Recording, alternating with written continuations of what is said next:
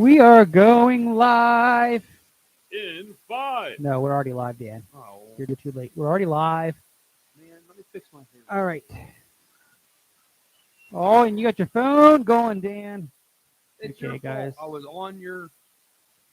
Real quick, sound check with the mic. Am I blowing anyone out that's joined us? Talisa, my wife, if you are listening, can you hear us? Are our mic volumes good as we prepare to start? Okay.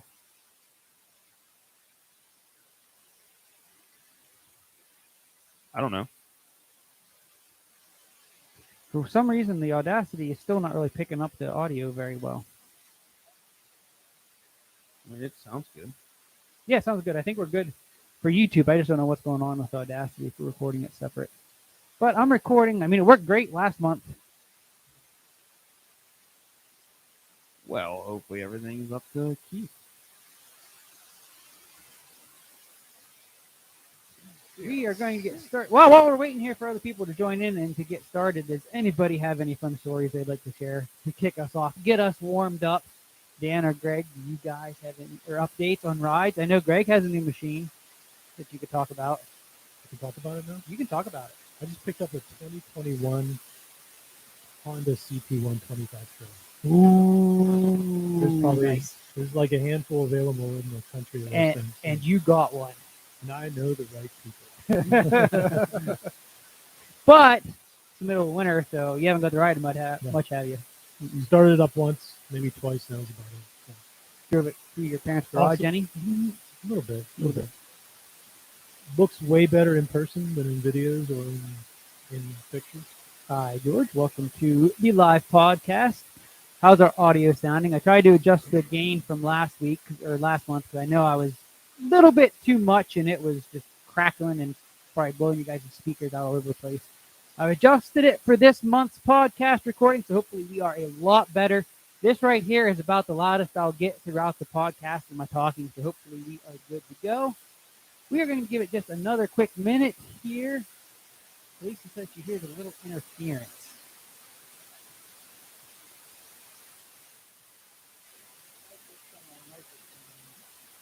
Could be. All the electronic equipment that is right here down below. Little interference won't be too bad, though. So, Some static. Greg was lucky enough to be one of the few that was able to get a new Honda Trail 125 to go along with his Trail 90.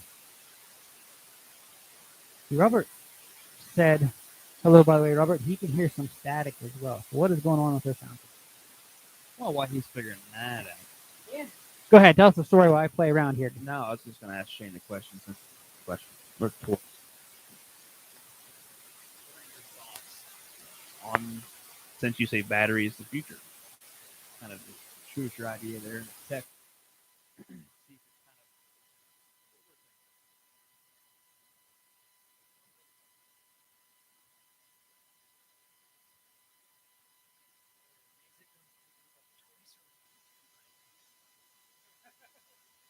Where we stand right now. So, again, that is our topic for tonight, is electric, or specifically battery-powered, super quiet. Sorry, guys. I'm still trying to get this audio at least.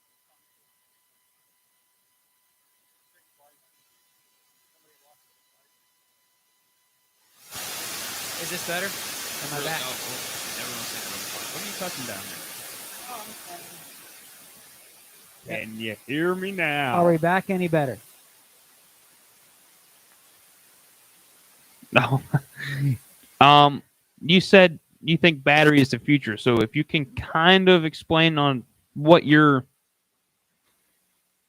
thinking there, Shane, kind of see if it ties in with what we're gonna say tonight.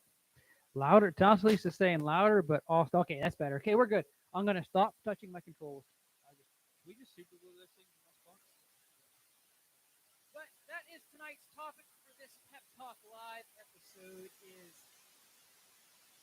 Powersports going to be heading into all electric. And the reason why we're going to talk about this is if you guys are paying any attention to the media, you know by now that Big Brother is pushing for all electric vehicles as far as the automotive industry here in the future. Talisa's still saying we're quiet, but everyone else is saying that we're good. So I don't know, Talisa, if it's just you on your end. Everyone says it's good now. Now that's good. So we're going to continue on here, but we'll just go ahead and get started. Hopefully the audio is fine. And guys, if it's still not, just let me know. I'll play around with it a little bit. We're going to get okay. Now Talisa's saying it's better now. Okay. So again, let's try to start this podcast for what, the fourth, fifth time now? I think we finally got everything straightened out. We'll roll up our sleeves and dive in to, is the power sports industry going to be going all electric? Again, the reason why I'm going to talk about this is because there is a push by Big Brother to go all electric as far as the automotive industry. Now, we're not going to get political here. We're going to do our best not to get that. But you can safely say that if it's being pushed in the automotive industry, it's going to eventually trickle down into the market. I think it's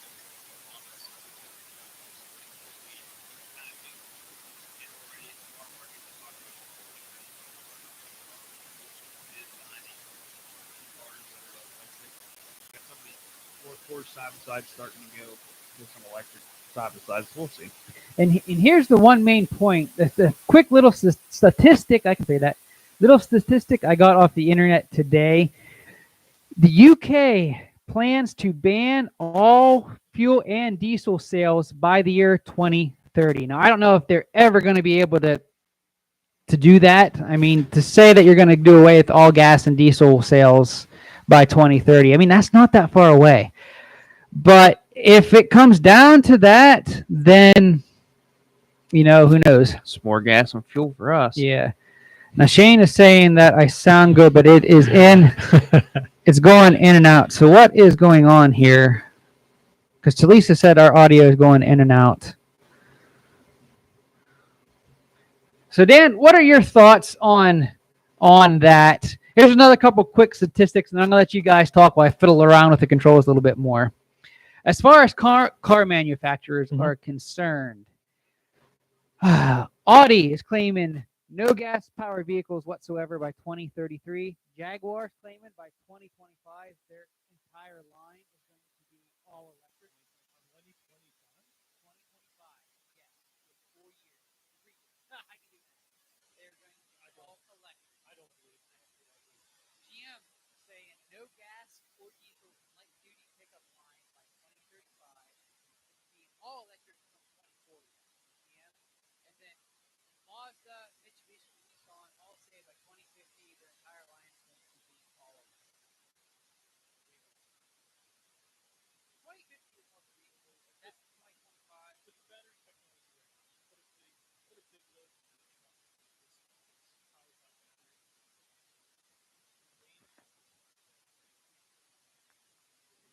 So I guess what I'm trying to say is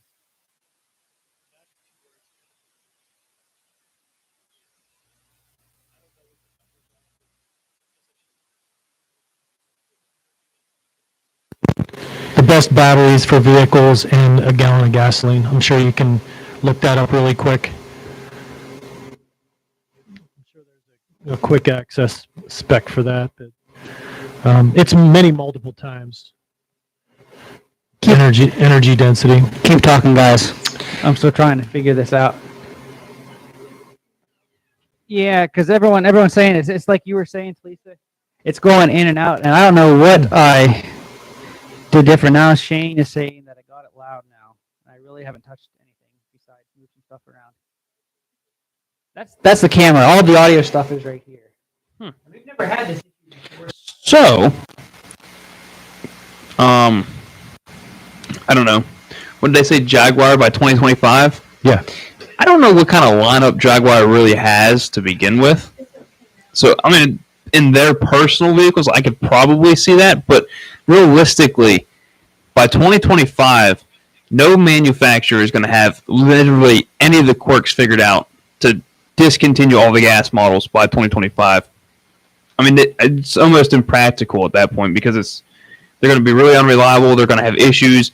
Things ain't going to be figured out. So to discontinue a gas lineup by 2025 is 100% impractical. And here's the biggest question: is the technology going to be there by then? Because battery technology right now is nowhere even close enough to being able to support an all-electric automotive base, whether it's cars, trucks, power sports. The technology just simply isn't there yet. Not only do you have to have the energy density, but you also have to be able to charge much faster. Realistically, for it to be mainstream, you're also going to have to be able to fuel these vehicles in a relatively same amount of time as an internal combustion engine, which, 5 to 10 minutes, you need a full tank of fuel, which you're not going to do with any of the battery technologies right now. So. No, and bringing that up here, since the newest and baddest electric UTV on the market is, of course, the new Polaris Ranger Connecticut. I have some specs. You guys, if you've seen this, you probably have heard these specs already. But it has two different battery options. It has a 14.9 kilowatt hour and a 29.9 kilowatt hour. And depending which battery and whether you charge up for 120 or 240, it can be charged in 2.5 hours.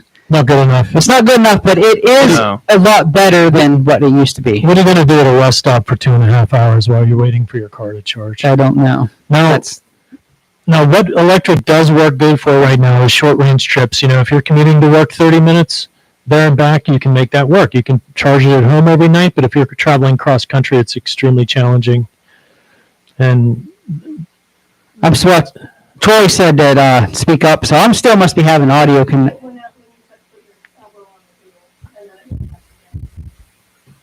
So I wonder if it isn't my USB connection here into the computer. Did just move your laptop off of that cable. I did. Guys, I tell you what I am going to do. I'm going to end this live stream here for a second, move some cables around, and then we will jump back in here in this live stream again. We'll start it over again. I want to see if I can get this audio better because, remember, this is my podcast too, so I need some good audio. See, Shane says it's good now. Let's see, I got my power cord that was run under this USB. How about you, Troy? We good? This is my older laptop I'm still using because it has all the USB. My new one is just USB-C only, so it doesn't have good. Yeah, it's okay. Is it okay now? Yeah. We're not cutting in and out? No. I'm not blowing out this. When you can hear what's on the table, So when I was doing this, I'm thinking it's because I had my power cable on my USB connector here. Is this making a difference when I do this? Can you tell a difference? well, I'm on line. Muffled some. Okay. But maybe there was enough pressure on there. Oh, technical difficulties. Huh. Love it. Every second of it. I'm just spinning on YouTube. I'm not linked. I'm frozen here for the video. I wonder if you disconnected. I'm still good. Man's still good. All right, and they're still coming through. I'm just going to reload it and see if I can get back in. See if we're still connected. Yeah. 13 minutes, and we really haven't even gotten into this conversation yet because all the technical difficulties. See, Shane's still saying a muffled some. Is it you or someone else's? I don't know. Can you hear me now? Well, yeah, you're screaming. Talk under your normal voice, Dan. I wanted to see if it was muffled. See, this wasn't. But guys, when I'm looking off to the side of the camera here, my wife's standing right there, so I'm looking at her. This wasn't in Audacity. It wasn't picking up the audio either. And in our test earlier, it was nice and crisp. So I don't know what's changed. So what is the solution with current battery technology? 3006. My bad. Go ahead. Sorry. So what is the solution with current battery technology? Let's say we take current battery technology and put it in a side-by-side. What is the solution when you run out or get low on fuel on the trail and you're 10 miles from camp? What do you do? Boy, I was just thinking that. Do you have a big recharge can that you can plug into the side of your? Plop out that generator on that tailgate. You give that thing a good old rip. There's no So you're saying you carry fuel around with you as well as a complete separate generator so that you can charge your electric. Haven't you watched the news lately? There's people out in California parked alongside the roads using generators to charge your cars right now because you're not allowed to plug them into this electrical. What about the most obvious solution and make a hybrid side by side? Yeah, now see that would be a lot more practical. Way more practical. There's one of the world's fastest supercars that is a hybrid. It's called the Toyota Prius. It's a Camry. It's a Camry, right? It's a Camry. Now, keep in mind here, electric vehicles have been around for a lot longer than I don't know if people realize, and there are quite a few brands that make electric ATVs and side-by-sides. There are a lot of off-brands that are made overseas, so we don't see a lot of them over here. A lot of youth ATVs are actually all electric, and we're not talking power wheels. We're talking honest-to-goodness, full suspension, decently powered electric ATVs for youth. So they've been around for a while. Bad Boys Buggies is probably one of the biggest names. I think they were one of the first ones to produce a hunting buggy that was electric. But we're talking about the viability of the side by side. Well, not yet. We'll get there. We'll get there. We'll get there. We'll get there. He's getting hyped there. He is. He's let's go. I think it needs to Energy density. But Bad Boys Buggies have been making electric vehicles for a while. Now, they started by, modifying golf carts, adding four-wheel drive, beefier suspension. They've been around for a long, long time. Do you have a date and about when the first electric vehicle was actually No, produced? I didn't bother looking that up because Cooper Bugatti. I don't care that much for it. Oh. If you have the information, please share it. Cooper Bugatti, one of the guys that was on Cletus McFarlane's YouTube channel I was watching, posted something on his Facebook page the other day about this whole electric scenario thing, because he's not too fond of electric cars either, but he did some research on it, posted on Facebook. One of the first electric cars was actually produced prior to the Model A. So it was actually around before internal combustion, Yes. which makes sense. And there's a reason why it didn't catch on, like internal combustion. Yes. The technology is much There much you go. more difficult. There we go. Hey guys, just a side note here. It is picking up the audio much better in Audacity too, so our separate file recording will be good. Okay. So it must have just been something with my USB. I think everyone that's live here Right. with us can chime in. I think we're sounding pretty good now. Hopefully not overpowering your speakers. Yes, please. Because tell I had us it turned your up. If I input. have to turn the gain back down a little bit now because we're coming in good, let me know. But again, Bad Boy Buggies have been modifying golf carts to make them off-road capable for a while now. Now, their buggies tended to be around 39 horsepower, but because they're electric and you have that instant torque, they're pushing 160 foot-pounds of torque out of these electric golf carts they're building, and that is insane. The new Polaris Ranger Kinetic, however you pronounce that, it's only putting out 140 foot-pounds of torque, but again, it's 110 horsepower. I'm going to be honest. I don't think For once. horsepower is relevant in an electric engine.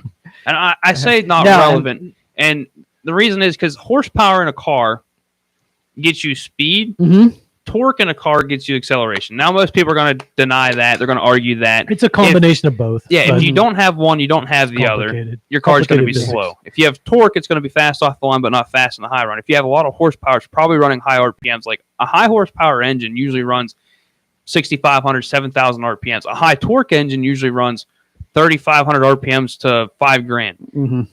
An electric engine is all torque the whole way from start to finish, Yes. and they can spin as fast as you can build an electric engine to spin. So, like, horsepower is almost irrelevant. So, 35 horsepower is nothing. But how much torque did you say? 160 foot-pounds of torque. 160. That That is more than your crazy. Honda Civic. Okay, And they developed that right from 0 RPM. Yeah, Yeah. it's instant. It's And just bam. I'm like I said, you can Mhm. spin those up.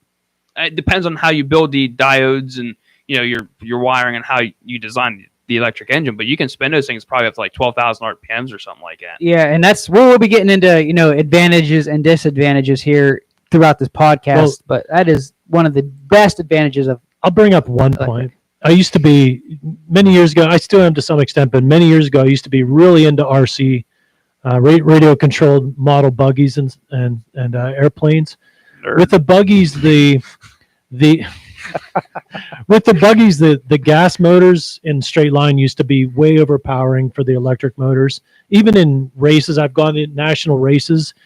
even the national races, the gas in a straight line, the gas buggies would still out horsepower the electrics, and now it's exactly flip flopped. Out of the corner, the electric buggies have the advantage. Down the straightaway, the electric buggies have the advantage. And in the model aviation scene, electric has pretty much taken over, except those guys that absolutely have to have the internal combustion. Purists that want that. They sound crazy though. With the brushless motor technology and the lipo batteries, like the electrics have just taken over, and you will see that shift into the automotive and side-by-side industry at some point. But whenever you're talking about a battery pack for a model, airplane that that weighs 8 ounces or so, you need 25 minutes. and it's designed to be able to use 5 minutes. But we're talking about way far higher demands. Obviously with something like this, so we need radically new and groundbreaking battery technology. I don't think it's going to be lithium based. I'm not a chemist, but I don't think the lithium chemistry is going to provide the 10 times energy density that we're looking for, and the ability to dump the energy quickly, the ability to charge quickly. That just doesn't exist with lithium technology. I don't think it ever will. I think we're gonna have to go to a completely different battery technology. Yeah, and we're gonna touch a lot on this here in a little bit when we get into some disadvantages, because when I'm talking about the advantages and disadvantages here, we're mostly going to be talking about lithium ion phosphate batteries, because that's pretty much the most popular and industry standard right now is what they're putting in all of these.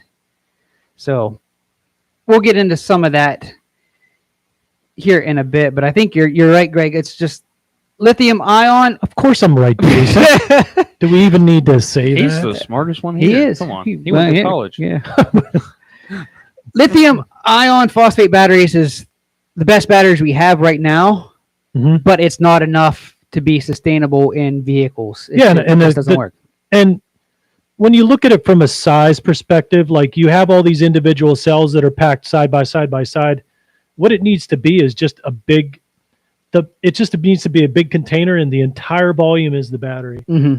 You're with the distance between these cells, there's still a huge amount of area there that is doing nothing. Whenever you're stacking these cells on each other in there's a huge amount of area in there that's not doing anything, that isn't part of the battery. It's just taking up space. It's just empty space. Yeah, and you need to change that, obviously. But I mean, I'm not a chemist. That's not what I do for a living. But I mean, the battery technology and the chemistry just is not there right now.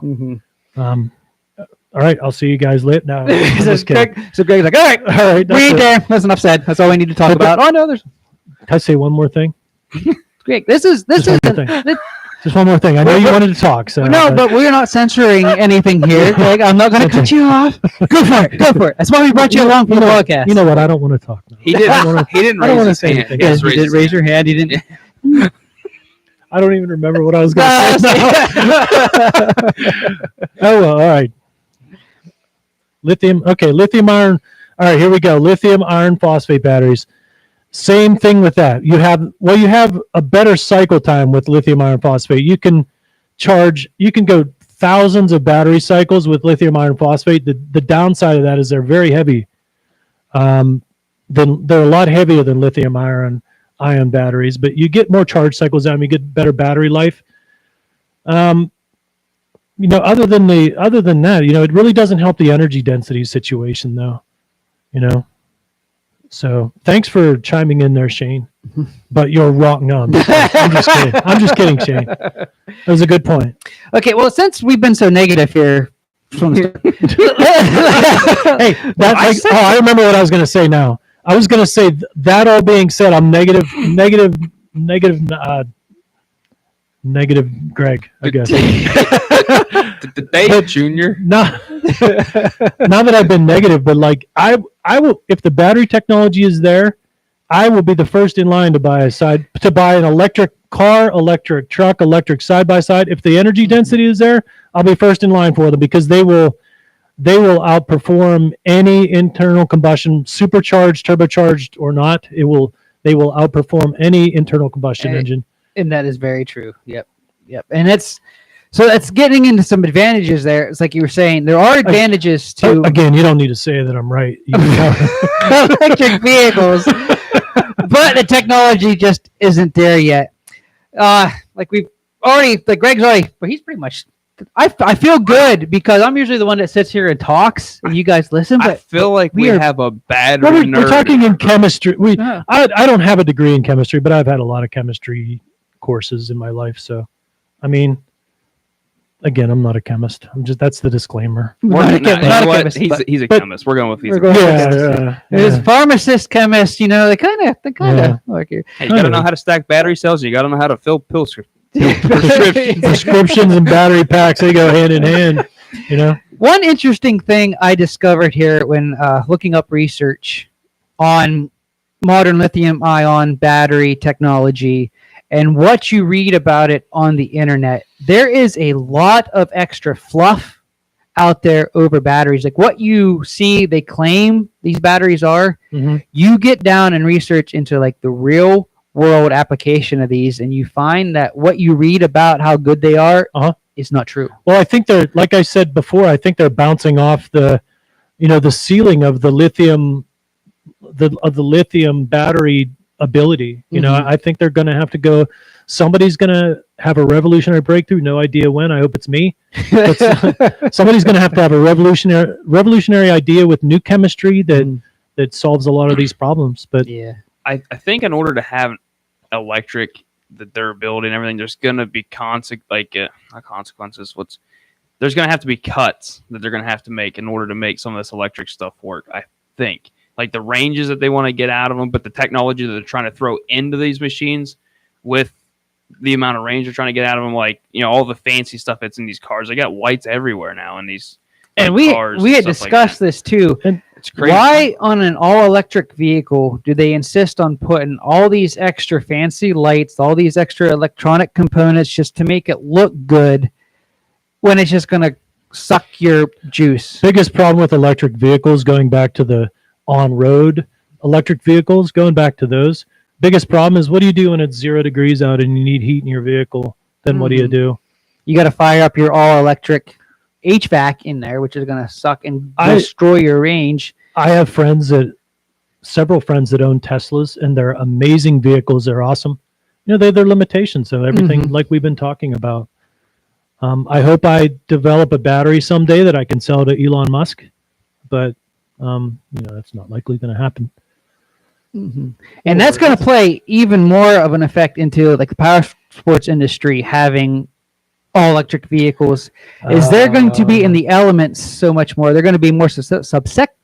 That word for me. So Good. yeah, never mind. Good point by you got Shane. Uh-huh. Good point by Shane here. The cold weather affects the pack. Yeah. So what do you do when it's 0 degrees out? Yep. Your battery efficiency goes down, It goes down. and you need heat. Those are some.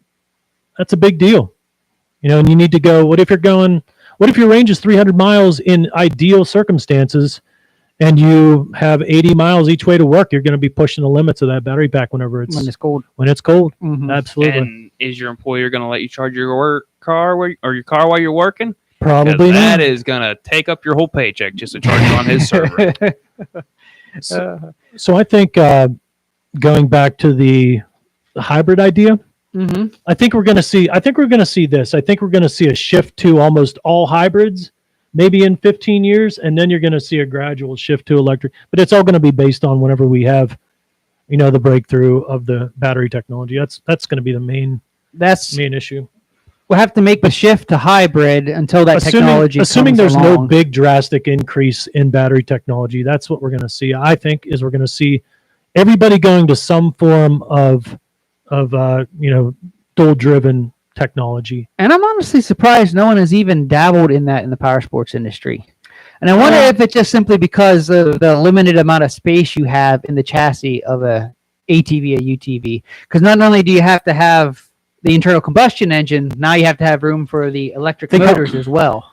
I don't think, like, if they went all electric, the issue would be room for like the motor and stuff. Like Koenigsegg, for instance, they come out with an electric engine. It's like 340 some horsepower. It's maybe 3 of these water bottles, and it's super small and compact. The problem, like he was saying, they have so much extra room in these batteries. They're so big. They're taking up so much room. Like, so how many batteries?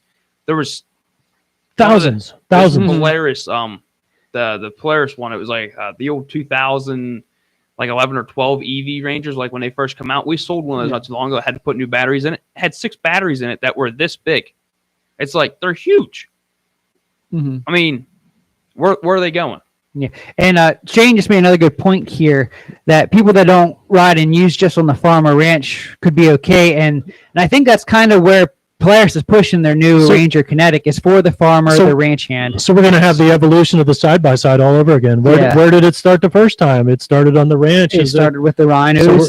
So we're just going to go through the evolution over the next 20, 25 years of once we do get the batteries into the machines, then we're just going to like progress. Like I think we'll progress. And that's the reason for the topic of this discussion is because it's probably going to trickle down into the trail riding buggy soon, the pure sport buggy soon. Mm-hmm. You know, it's eventually going to be working its way down. Yeah, it's tailored now for those that are using it for work on a farm where they're not going for miles and miles and can get back and charge it. But that's probably going to trickle its way down into the other. So instead of focusing on just electric, why don't they focus on developing a really safe hydrogen cell and run hydrogen engines? That's been a decent oncoming thing. I've seen a lot of companies experimenting with the hybrid stuff. I think there was a vehicle, was it Chevy? Someone made a something for the military to run off of water there, but they turned it down. It seemed really good. Well, and not to get into conspiracy theories and stuff, but these big oil companies and stuff would never allow that currently. It's true. But now that everything's kind of shifting to be more electric, which is just killing that anyway. Which is why, like I said earlier, it's anybody that doesn't think they're going to extract every drop of oil out of the Earth's crust before we go full electric. And that's another reason I think we're going to go to, the dual drive before we go to completely electric. Is the oil is going to be around. They're not just going to let it sit there. They're going to use it. So we're going to go. And I guarantee you, I'm right on that we're going to go to some kind of synergy drive, and then to full electric down the road. So, On a positive note, that is positive. Another positive note. I was thinking about the whole electric thing for farm use and whatnot while you guys were talking about his chemistry background over here. I can see how electric would be really helpful and productive on a farm. I mean, you don't really put a lot of miles on. You run it to the pasture field. You run it back. You could probably plug it in for the 15, 20 minutes you're doing something. But it's not loud. So if you're near horses that are skittish, if you're trying to train horses, break someone's horses, you're trying to get cattle in, you're not going to scare them with a loud machine when you just go.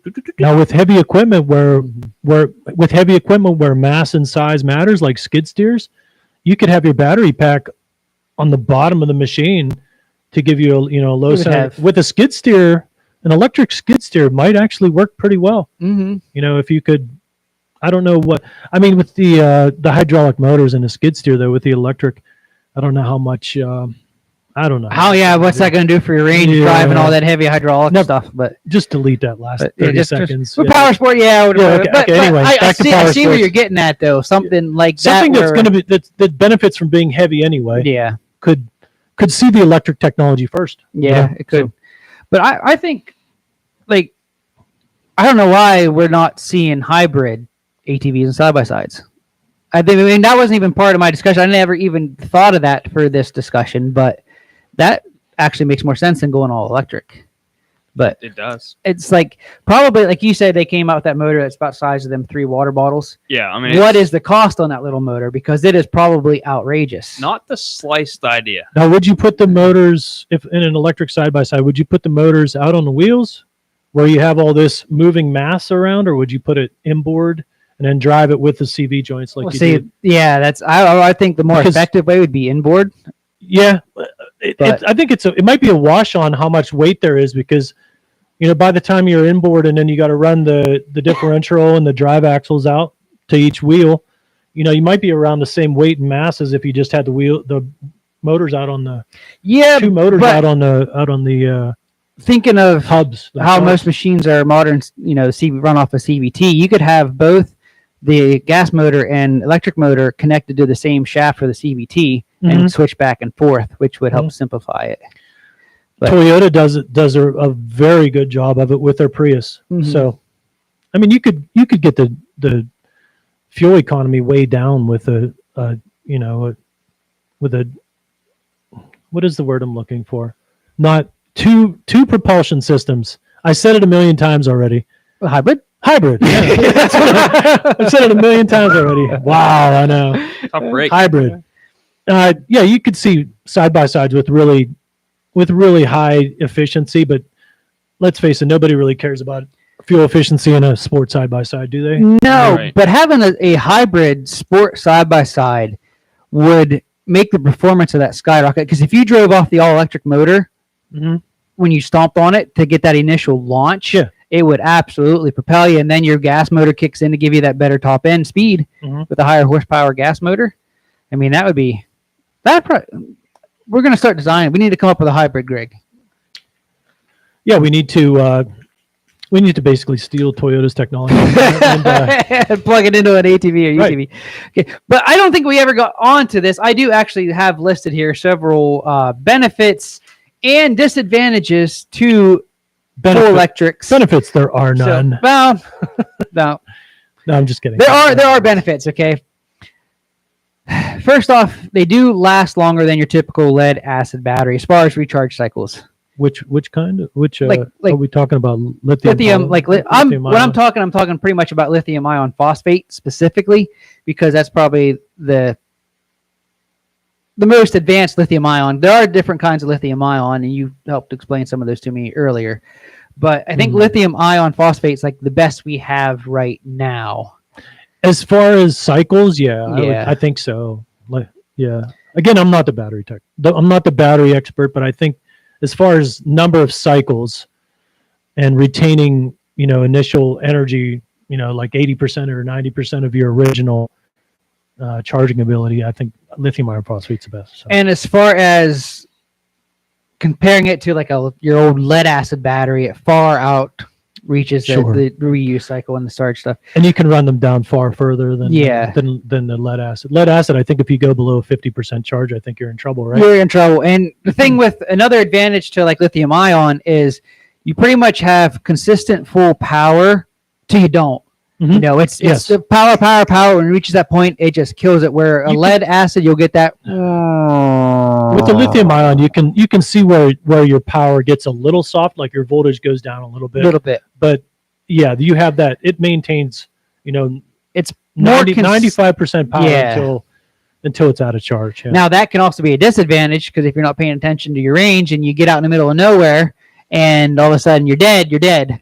At least with What about with using lithium ion, using lithium ion technology, but find a way to cut the space used down rather than, I don't know how you would make one giant cell out of a space. I don't know. yeah, But there has to be a way that you can use lithium ion technology and eliminate a lot of that empty space. yeah. Okay.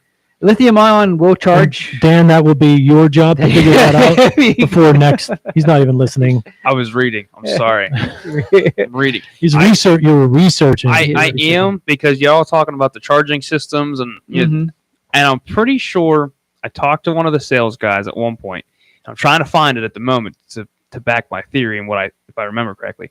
The Ranger EV had the Prius style charging system where when you let off the gas and it coasts, or if you're coasting down a hill, Oh, it has the energy regeneration. Yeah, and I'm trying to find that. It does. The new one? Yes. The new one does have that. Yes. Okay. You could use energy 'Cause regeneration I was as trying to find that. Yes. you could use energy regeneration as like speed control going down hills too. Yeah, it works like kind of an Mhm. engine braking. Yeah, but the new Ranger Kinetic does have that.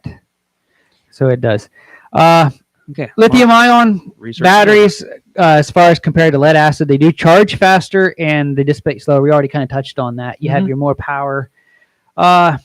We already touched that they have a high rate discharge with steady capacity, which is what we just talked about. You have more consistent power for longer. You don't have that drain down like you do on a typical battery. They are, for the most part, they're low maintenance compared to an internal combustion engine is what I'm comparing to here. With your engines, you have fluid changes, routine maintenance and stuff. I think with lithium polymer, I think you can get a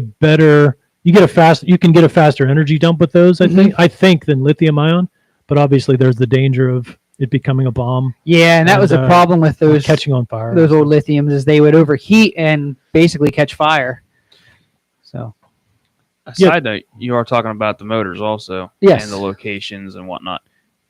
Fun fact: the Polaris EV is only 50 pounds heavier than the gasoline 1000. I saw that. Mm-hmm. So it's only roughly 2,000 pounds. Mm-hmm. Still heavy. Well, that's heavy for a side by side. And that's the weight of my 4-seat R-Max. Yeah. And this is in a 2-seat utility that has a bed, so there's not that much actual mass in the machine. What are they claiming the range is on this? Well, up to 80 miles. It's up to 80 miles. Up to 8. Does that mean on flat? The premium can do 45 miles. Probably. The ultimate can do up to 80 miles. Mm-hmm. Silent running EV Ranger.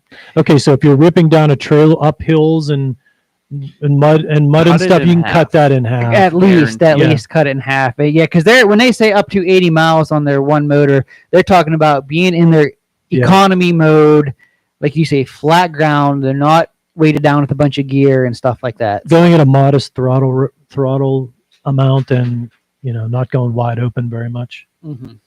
They have a 5-year warranty on the battery. Mm-hmm. That ain't nothing. Yeah. Well, and that brings us to a disadvantage. What battery technology are they using? That I'm not sure I'm sure it's probably lithium ion phosphate. Working the charge was powerful. I do keep having this dream about a battery that you can shape to any shape. Mm-hmm. I do. And shove it in pretty much anywhere. Yeah. And I'll explain it off camera. I don't want anybody. Okay, but that 5-year warranty that Dan mentioned does bring up an interesting point, and one of my main disadvantages here over an internal combustion engine is your lithium ions. You're going to get 8 to 10 years out of them. That's their lifespan. Yeah, and that's it. An internal combustion engine with proper maintenance, oil changes, you can get 30+ years out of a gas engine. I watch a lot of. I'm into you've seen the power stations I have, the Jackeries, Jackery power stations, the Blue Eddies and stuff. Big YouTube channel, Hobotech. He does a really good job of going over all that stuff. I use it for we use it for camping all the time. So, but he talks about having a 10-year lifespan on the lithium iron phosphate batteries, and they'll go from like I think 2,000 charges down to 80%. So, but you figure with that battery technology, 2,000 charge. Now the lithium ion batteries, like my Jackery, they're good for 500 charges to 80%. So 500 charges, that's 2 years. And then that battery's no good. Yeah. So, but my brother has a Prius. I think it's a 2012. It needs a new battery pack now, but he's gotten a decade out of that battery pack in a hybrid configuration. Where there's less load on the battery. But in electric only, I mean, I think you can cut that down to, I don't know. Well, what are Teslas getting for? I don't know. I don't know. I don't know if that data's even out there. Is there? Tesla's having problems catching on fire because of the batteries. There's Tesla's having problems with the batteries just exploding. It's really hard to say. I don't think they figured out their technology all that well. No, and see, that's another one of my disadvantages. If you look, like I was saying before, about there being a lot of fluff information as far as these electric vehicles, they will claim that the batteries are more robust and will hold up to stuff better, but they are not as robust as people, I don't think, realize. They don't handle a lot of vibration, a lot of shock, a lot of temperature changes, a lot of moisture. Now, it's mostly all in the box around the batteries and how good it is, but you'd almost have to use, if you could use, if you have a hybrid configuration, you'd think you'd want to use engine heat and electric motor heat to keep the batteries at some kind of stable temperature too, rather than letting them get too cold or But if they're in use, they're not going to get cold because they're going to be dumping energy. But I don't know. There's a lot of stuff to figure out there, because with the battery technology, you're going to have to keep them some kind of stable temperature when you're using them and when you're not using them. And this is something I'm going to be interested in because I just put that second battery in my RMAX, and it's a lithium-ion battery. And I went with that over my Odyssey Extreme I usually run just because I wanted to see how well is it going to hold up. So we'll kind of doing some testing here as far as that. I think you'll be pretty pleased with it. I think I will be. The main thing I'm worried about here in PA is the cold, but because we get pretty cold here, but it's only a few months out of the year. Yeah. So we'll see how that holds up. But again, going back to the disadvantages, the lifespan, you're going to get 8 to 10 years at most. And as Greg was saying, in some cases, you're probably not even going to get that much, depending on how much is being used. Well, yeah, like I said, in the hybrid configuration, you can get 10 years, But in the electric only configuration, I don't know. It's got to be a fraction of that, I would think. And right here, I mean, the other thing was like phone batteries, any batteries, stuff like that. We're talking about side by sides here, not phone. All right, you chemist, we got this. So, like if you charge a phone, if you're on a phone, they say you're not supposed to charge it while you're using it. Stuff like that because it's bad for the batteries. Shortens the lifespan. If you're using your phone and you're charging it at the same time, it kills the battery. It's called pass-through charging. You're really not supposed to do that, but everybody does. When you get a new, like a new tool, like an electric tool or something like that, they say you're supposed to put the battery in it, drain them dead, charge them full. Like they say charging like, I'm going to run it for 15 minutes, let's say, and then charge it till it's full. They say that's bad on stuff. Like you're supposed to cycle the batteries like the whole way. You're supposed to run them the whole way dead and then charge them the whole way back up. Charge them, like run them dead the whole way.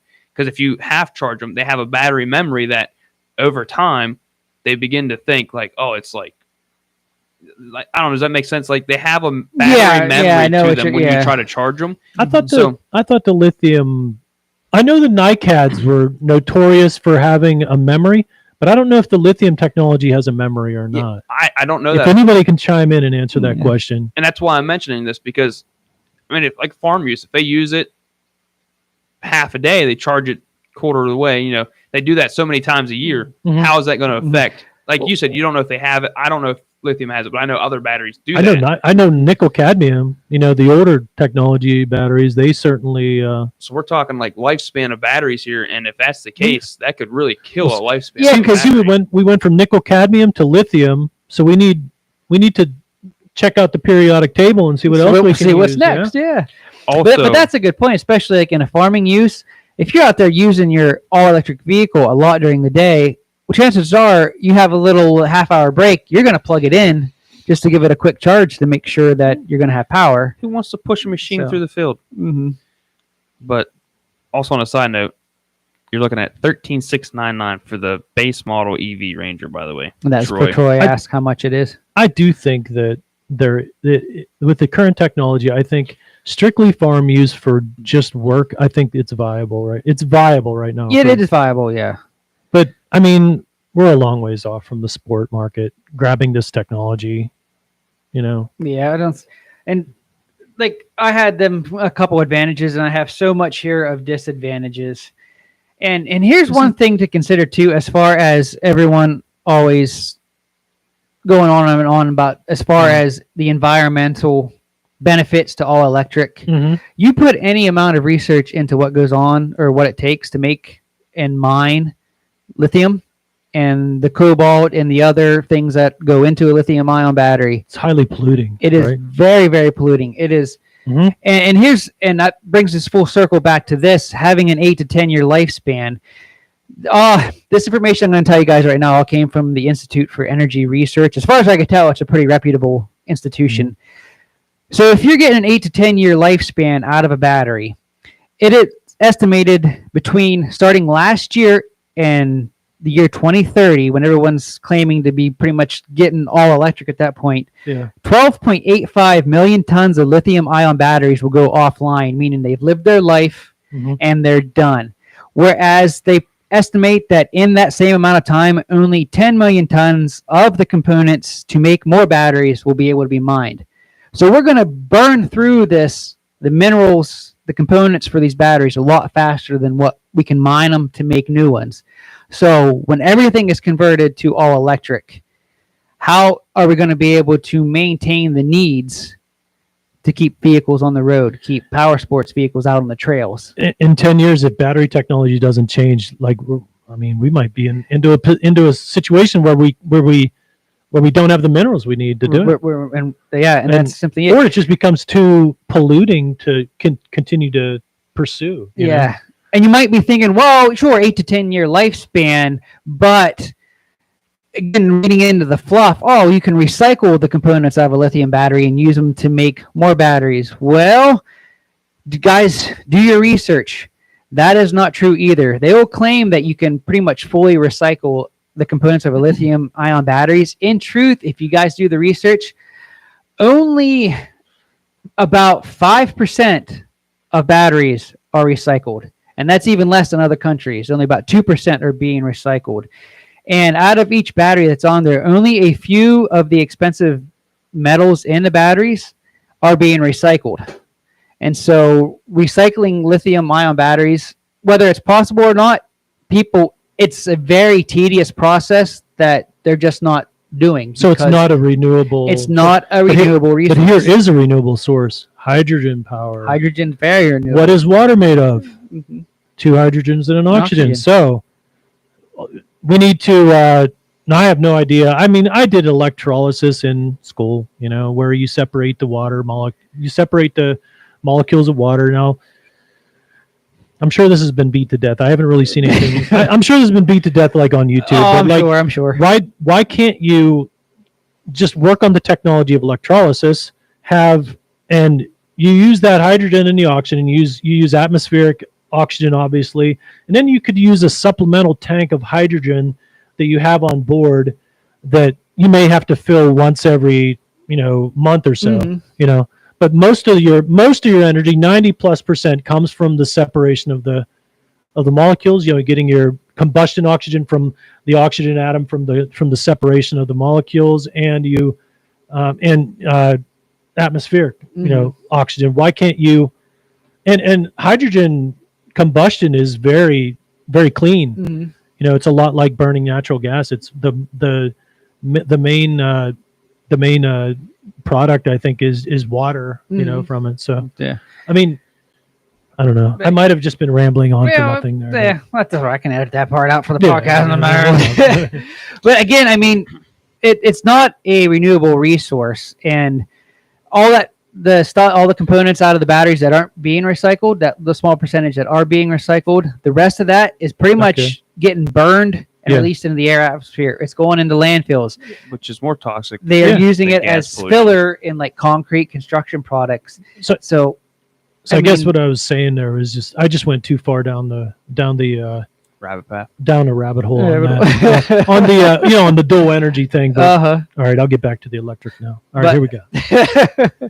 But I mean, and so you have the lithium ion batteries that really you can't recycle much out of it, so it's not a renewable resource. Lithium ion, well, not lithium, but lithium itself is a very, very scarce mineral itself, and so I can't see how there is enough of this resource to make it viable to be able to go all electric. And think about when everybody wants it. There's just a select few people that want it right now, and whenever everybody in the world wants it, it's gonna demand raises price, right? So it's going to be really expensive, I would think. And mining it takes huge energy resources. Not only that, but there's nowhere in the United States that can mine any of that stuff. And so far, there's only, I think, one country that can mine any of that lithium stuff. Well, in the South Americas is what's called the lithium triangle, which consists of Argentina, Bolivia, and Chile. That is pretty much one of the biggest. There's I think 14 like fairly large lithium mines out there, and the biggest is in the South Americas here, what they call, like I said, lithium triangle. They hold more than half the world's supply of metals beneath its salt flats, so that's where a lot of this is mined. Now, keep in mind that this is also an area, it's the driest place on Earth, and mining all these takes a huge amount of water, a huge amount. And when you're talking about the driest place on Earth, The figures I found here is all their mining in the lithium triangle. It takes 65% of the region's water supply itself just to mine. So they're killing their. Basically, because these areas they're actually having to ship in water because they're using up so much water, and so it's.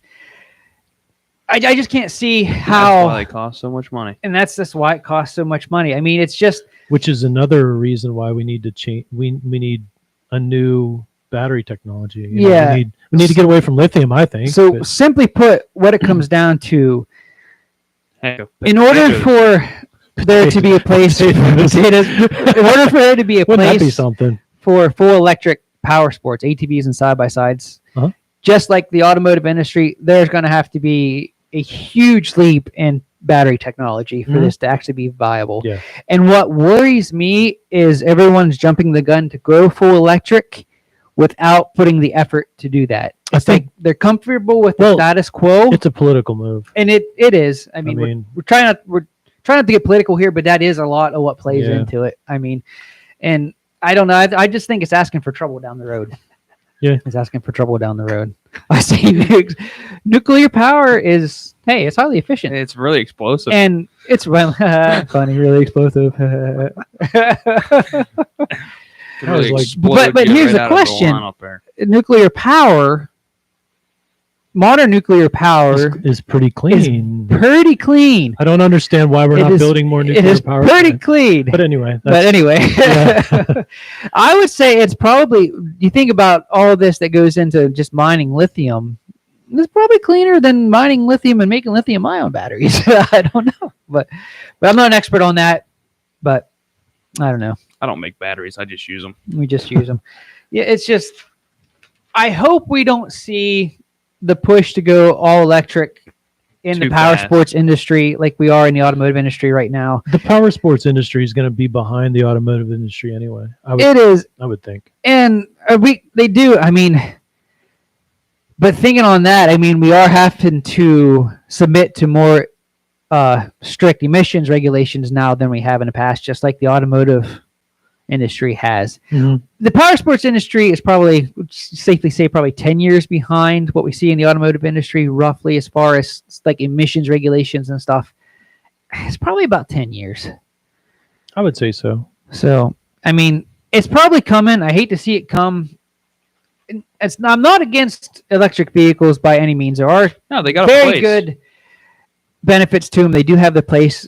But like we've been saying all evening long, the technology just isn't there yet. I've ridden in Teslas. They're awesome. Oh my, They're awesome. there is nothing like being in a car that'll go 0 to 60 in Oh like my. a second Even- flat. Even like a base Model S, man, they're so impressive. Mhm. So, they're really nice. Yeah. So I mean, and here's, okay. I said I'm not going to get political, but I'm going to get a little Oh, political well, here. why not, But, Jason? I mean, Why not? Lithium. Okay, here's one thing to consider, guys. Uh-oh. Flux capacity. There's this big push for electric vehicles right now, talking about current technology. It's lithium ion batteries is the standard that we're pushing, we're going for. Mhm. China owns 8 out of the 14 largest cobalt mines, which is one of the main components of lithium ion batteries. And they have over 80% control of all the cobalt refining industry. And so they're basically dominating the whole global market as far as battery production because of this. So going all Vs, or all electric vehicles, all EVs, all that's basically going to do is to switch our reliance on the Middle East for fuel to a reliance on China for battery production. So how is that going to be beneficial for states? This probably isn't as critical for other people across the globe, but thinking for those of us here in the United States and trying to find this better alternative to natural resource consumption and stuff. I mean, I don't know. I just thought that was an interesting fact. I have more I want to say, but it's going to get political if I do. You might as well just say it. If it has something to do with the discussion. Well, Yeah. We only well, got it- 8 viewers. I mean, Why not? We I mean, just let her out. it does. We are trying to. I don't know how to put this the right way. I don't know, Dan. What are your thoughts on that? I say our government's just a bunch of scumbags that like control the everyday American, and the only way to possibly do that is to get away from gasoline vehicles so they can shut down the electric grid and make us do what they want whenever they want and control what we do. Okay, here's my point. I think I got this put away. Oh, okay, there you go. There was that helped get my juices going. We have enough natural gas resources here in the States that we could pretty much be energy independent from the rest of the Well, world. we were energy independent But 2 years ago. we were, because of all the fracking and stuff that was going on. And I worked in the fracking industry. I know what's involved. It was far, far, far less damaging to the environment than what all these mines are for lithium and cobalt and all that.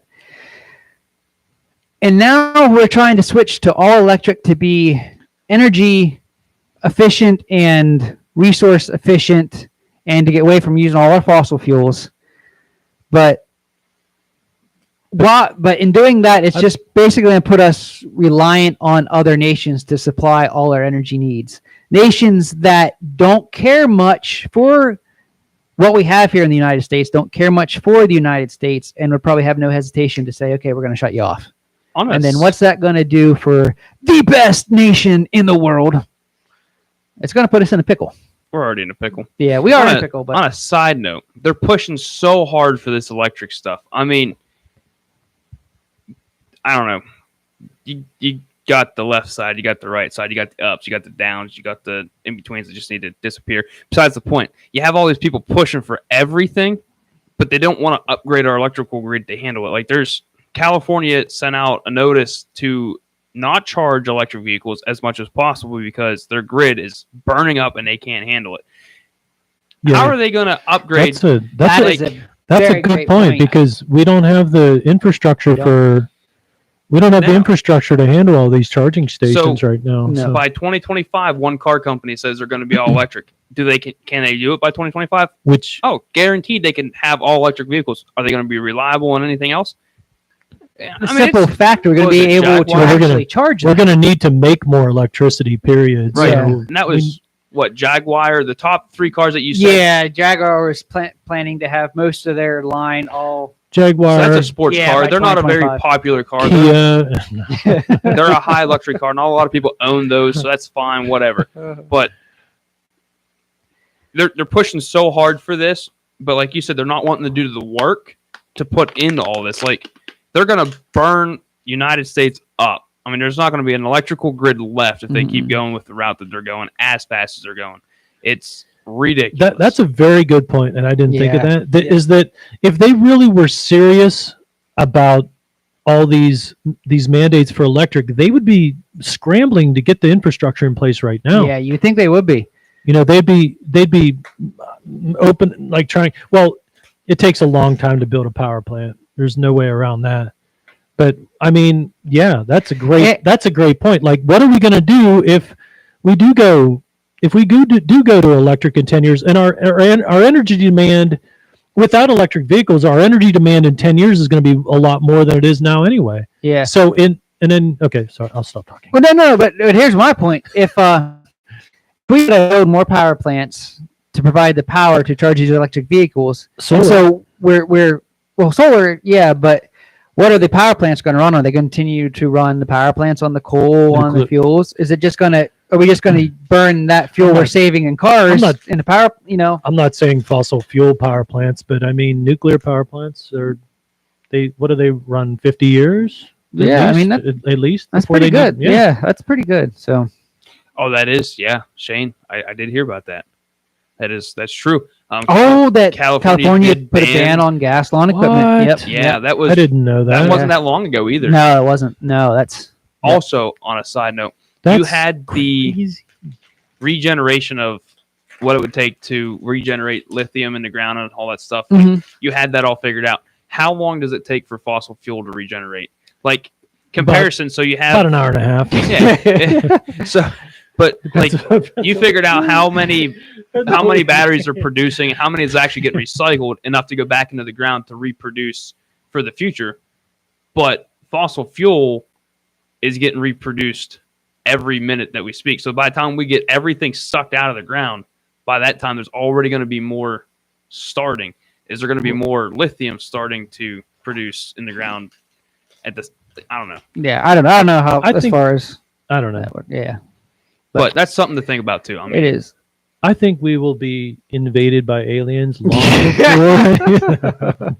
I also seen that. So I know this topic really wasn't very power sports specific because it's not here yet. It was fun. But if there's this push for, like we said at the beginning, if there's this push for automotive industry to go all electric, then it's obviously going to trickle down. Like was said here, California already banning the use of gas long Did you equipment. see- How long is it going to be before that trickles down to other? Broke Other Nicks areas. says Kelly has a bill on the table to outlaw off-road gas engines too. Wow, Nah, I did not know this. so I don't know. Well, Hopefully, there's either a breakthrough in battery technology where Right? it actually makes sense to go all electric, Yeah. There's or is it going to give time for the fuel population, the fossil fuels and stuff to repollute, so we can, or not repollute, Regenerate. reproduce, regenerate, whatever? well, not sure how the You know. fossil fuels reproduce, but Hey, I'm not sure either.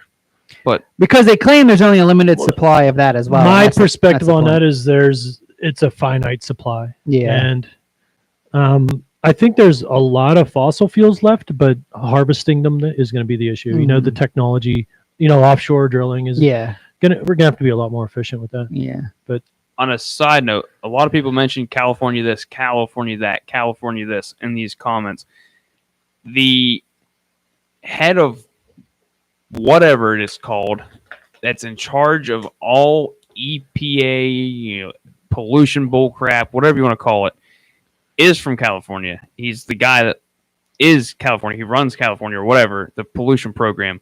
He's the one making all the decisions for the government on the pollution. So whatever California is doing, you can almost guarantee is going to get spread And trickle. clean across the board because he's the guy that is in charge of everything pollution across the United States. And it's all in one man's hands that lives in California that could just fall face of the earth. I think the best point of the night was made by Dan, because the infrastructure for electric is not, to my knowledge, they're not doing anything to rectify that. No, So, and in a nation where our power is already pretty much being stretched as thin as it can be, without that infrastructure, it's not Yeah. going to matter if we go all electric or not because it's not going to be viable. I mean, the short-term solution for more electricity would be solar.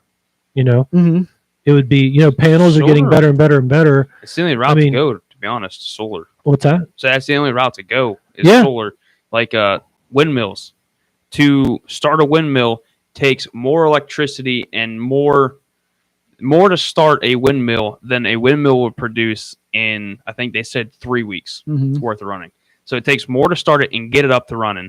And I think they said it takes like a solid week or so just to get it up to speed the way it's supposed to be.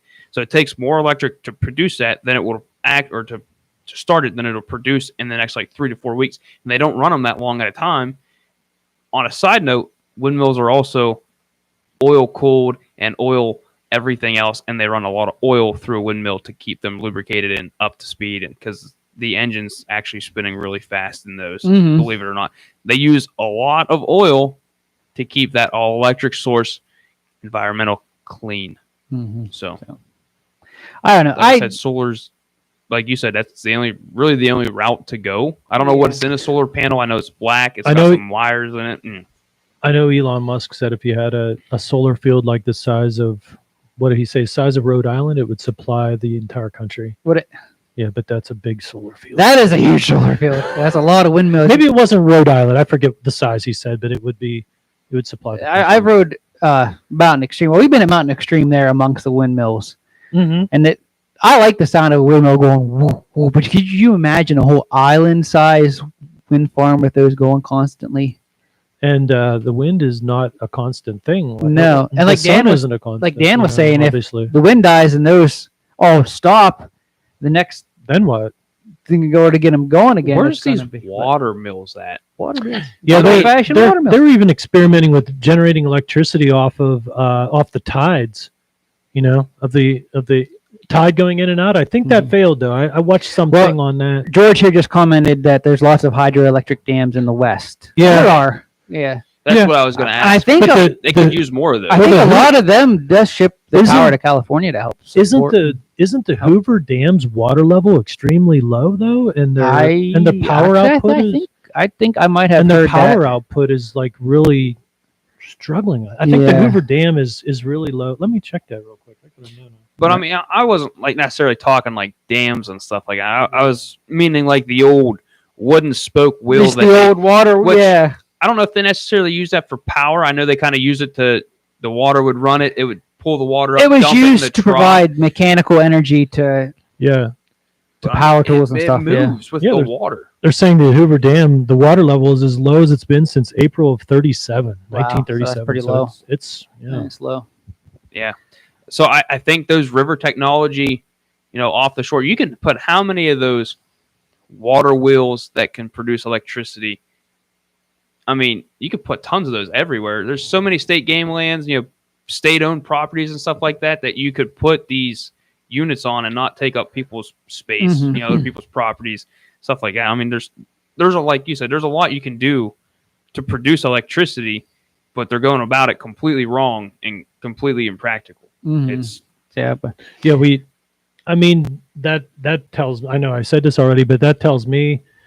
I mean, if they're not making any effort to put the infrastructure in there necessary, it's not. For a Gonna, lo- yeah, it's not they're going to. not really. I don't know. I don't know, but anyway, are we going to see it come into the power sports industry more than what it has? I don't think anytime soon, but I think it will be coming. We're just It's kind of it's. I don't want to say gimmicky in the power sports industry, but it kind of kinda is. It is, kind of yeah. is. I really think that the racing teams and people that do a lot of like the desert racing and stuff like that are really going to fight back if they push for all electric and outlaw of the gasoline engines. I think a lot of people are going to start fighting. I know a lot of like the racing, like drag strip people, stuff like that. They're Mhm. fighting back with the idea. I think the power sports are going to be the same way. I think I they're going think to so. fight back too. And if they keep fighting back against all of it, I really think that they shouldn't outlaw the gas. I mean, it should be our choice. If we want electric, it should be our choice. If we want gas, it should be the choice. You shouldn't just outlaw one because you think it's going to be better. It's definitely not better. And that brings up a point that I hope we would see is people just simply not go along with the push for all electric. But I don't know. Anyway, like I said, when that technology is here, I will be second in line behind Dan. Yeah. He'll probably elbow me Yeah. out of the way. I to still get in think line first. the way to go for the power sports industry would be come up with a killer hybrid model. Yeah. Yeah, I mean, you can get the efficiency way up of it of the fossil fuel usage, but the issue is no fossil fuels at all. That's a big push is to not use So- that. But I don't know. But anyway, let's hope we don't see it in the power sports industry anytime soon. I don't think we will because I just don't think it would do well in the power sports industry as far as sales and stuff. I don't know. We'll have to wait and see how well this revised electric Ranger. On a side note, the dude from Alaska has a really good point Mm-hmm. because that's an American state. Mm-hmm. And they have so many houses that run off of generators, solar panel, because they don't have electric grids where Mhm. they're at. Yeah, we might have to turn to like an independent, electrical grid to solve the problem. You might have to invest in your own grid or be tied into somebody local Mhm. that if you can't, a lot of people won't be able to afford to do it, so Right? they might have to tie into somebody's solar farm or wind farm or something like that and then get charged. There was Yeah. a couple that There's a took lot their of problems to retirement funds, their whatever you want to call it. They took everything out. The state produced like this one thing, like if you can come up with a cool idea, they'll get behind it and they'll buy that plan from you for so much money. Is what our government did a couple times. I can't remember exactly what they called it. There was a family that produced a solar panel system road. It was really cool. A lot of people said it was fake, But if you watch the video of them building it and everything else, I think it was one of the coolest things ever. And they figured out what kind of electricity it can produce, what kind of good it can do for our country. If it was like an octagon type grid, they were like, I don't know, a foot by a foot or something like that, that you can screw into a road and you can make a whole entire road out of it. They lit up, they were heated, lit up, they were heated. You didn't need plow trucks or any of that stuff. I mean, you could keep them clean. I mean, that's already a bonus right there. It'd save our states and governments so much money just in that. But if they figured if they did every major interstate in the United States, just every major interstate with the amount of electricity that these things could produce, it would eliminate the power lines. It would run it all underneath the road. It'd all be hidden. You wouldn't have to worry about freezing lines anymore, breaking, poles snapping, losing electric. It'd all be underground in a cave. And if one of the grids broke, you pop 2 screws, you pull the thing out. I think one grid was capable of like 20 tons of pressure before it had any problems. It's in a 1 foot area. I mean, that's so much pressure that you can. It was an incredible thing. It was on YouTube for the longest time. I don't know if you can still find it or not, but if you did every major interstate in the United States, they said it could produce enough electricity to run 80% of America's housing just off of every major interstate. So they figured if you could do every major business parking lot, every interstate, if they can get homeowners to agree to put it in their driveways, they could produce enough electricity to run our country plus probably 5 other countries just off that solar power generated system. Look at this comment here. 13% of the electricity on Hawaii, one of the islands of Hawaii, came from privately owned solar panels. That is a lot. Imagine if 13% came from people here. You know. But here's my thought on solar energy too, because, or I guess it's more of a concern, but you're still got to store that solar energy in batteries, correct? Yeah. So we still need to have that advancement in battery technology for it to be a viable alternative power source. Okay. What kind of batteries do solar panels use? I don't know. Well, probably. What kind do they charge? Well, you need a charge controller, obviously, and then you can charge anything. I was gonna say any kind of battery. Yeah. So we can use a very recyclable battery for these solar panels. That would be way more efficient. Not necessarily still a lot of batteries, though. Still a lot of batteries. Yeah. Not necessarily better, but it'd be more efficient, more everything. So we need batteries to store the energy, and then we need batteries for our vehicles. Looks like we're not going to have enough resources. To yeah. And see, and that's how many what worries me, be even floating in the ocean instead of solar water power. bottles. So we're going to have so many batteries floating in our ocean other than water bottles. Are we going to see it come to the power sports industry? Hopefully later rather than sooner. I'd hope. So. Oh, you want a final hypothesis? Yes. So you're talking mainstream electric, like just like we're going to see more electric power, like more electric ATVs, recreational UTVs, sport UTVs. We're just going to see this influx like we are in automotive come to the power sports. No, I don't think anybody's going to be 100% on board with the electric until they absolutely have to. So. Dan? Until they're forced to do it. Yeah, that's what I was probably going to. Dan, you feel the same? Yeah, I mean, like you said, there's no one's going to be 100%. We can't be 100% on board. Our state governors can't be 100% on board with that because, like we said earlier, the power grid's just not even close to being strong enough to go 100% power everything. It's so if everyone agrees to it and goes with it, and we end up getting it, we're going to be screwed one way or another. I mean, it's screw ourselves by burning all the fossil fuels, or screw ourselves by burning the power grid down. I'd rather burn all the fossil fuels than burn the power grid down. I guess the question would be, which would we burn through first?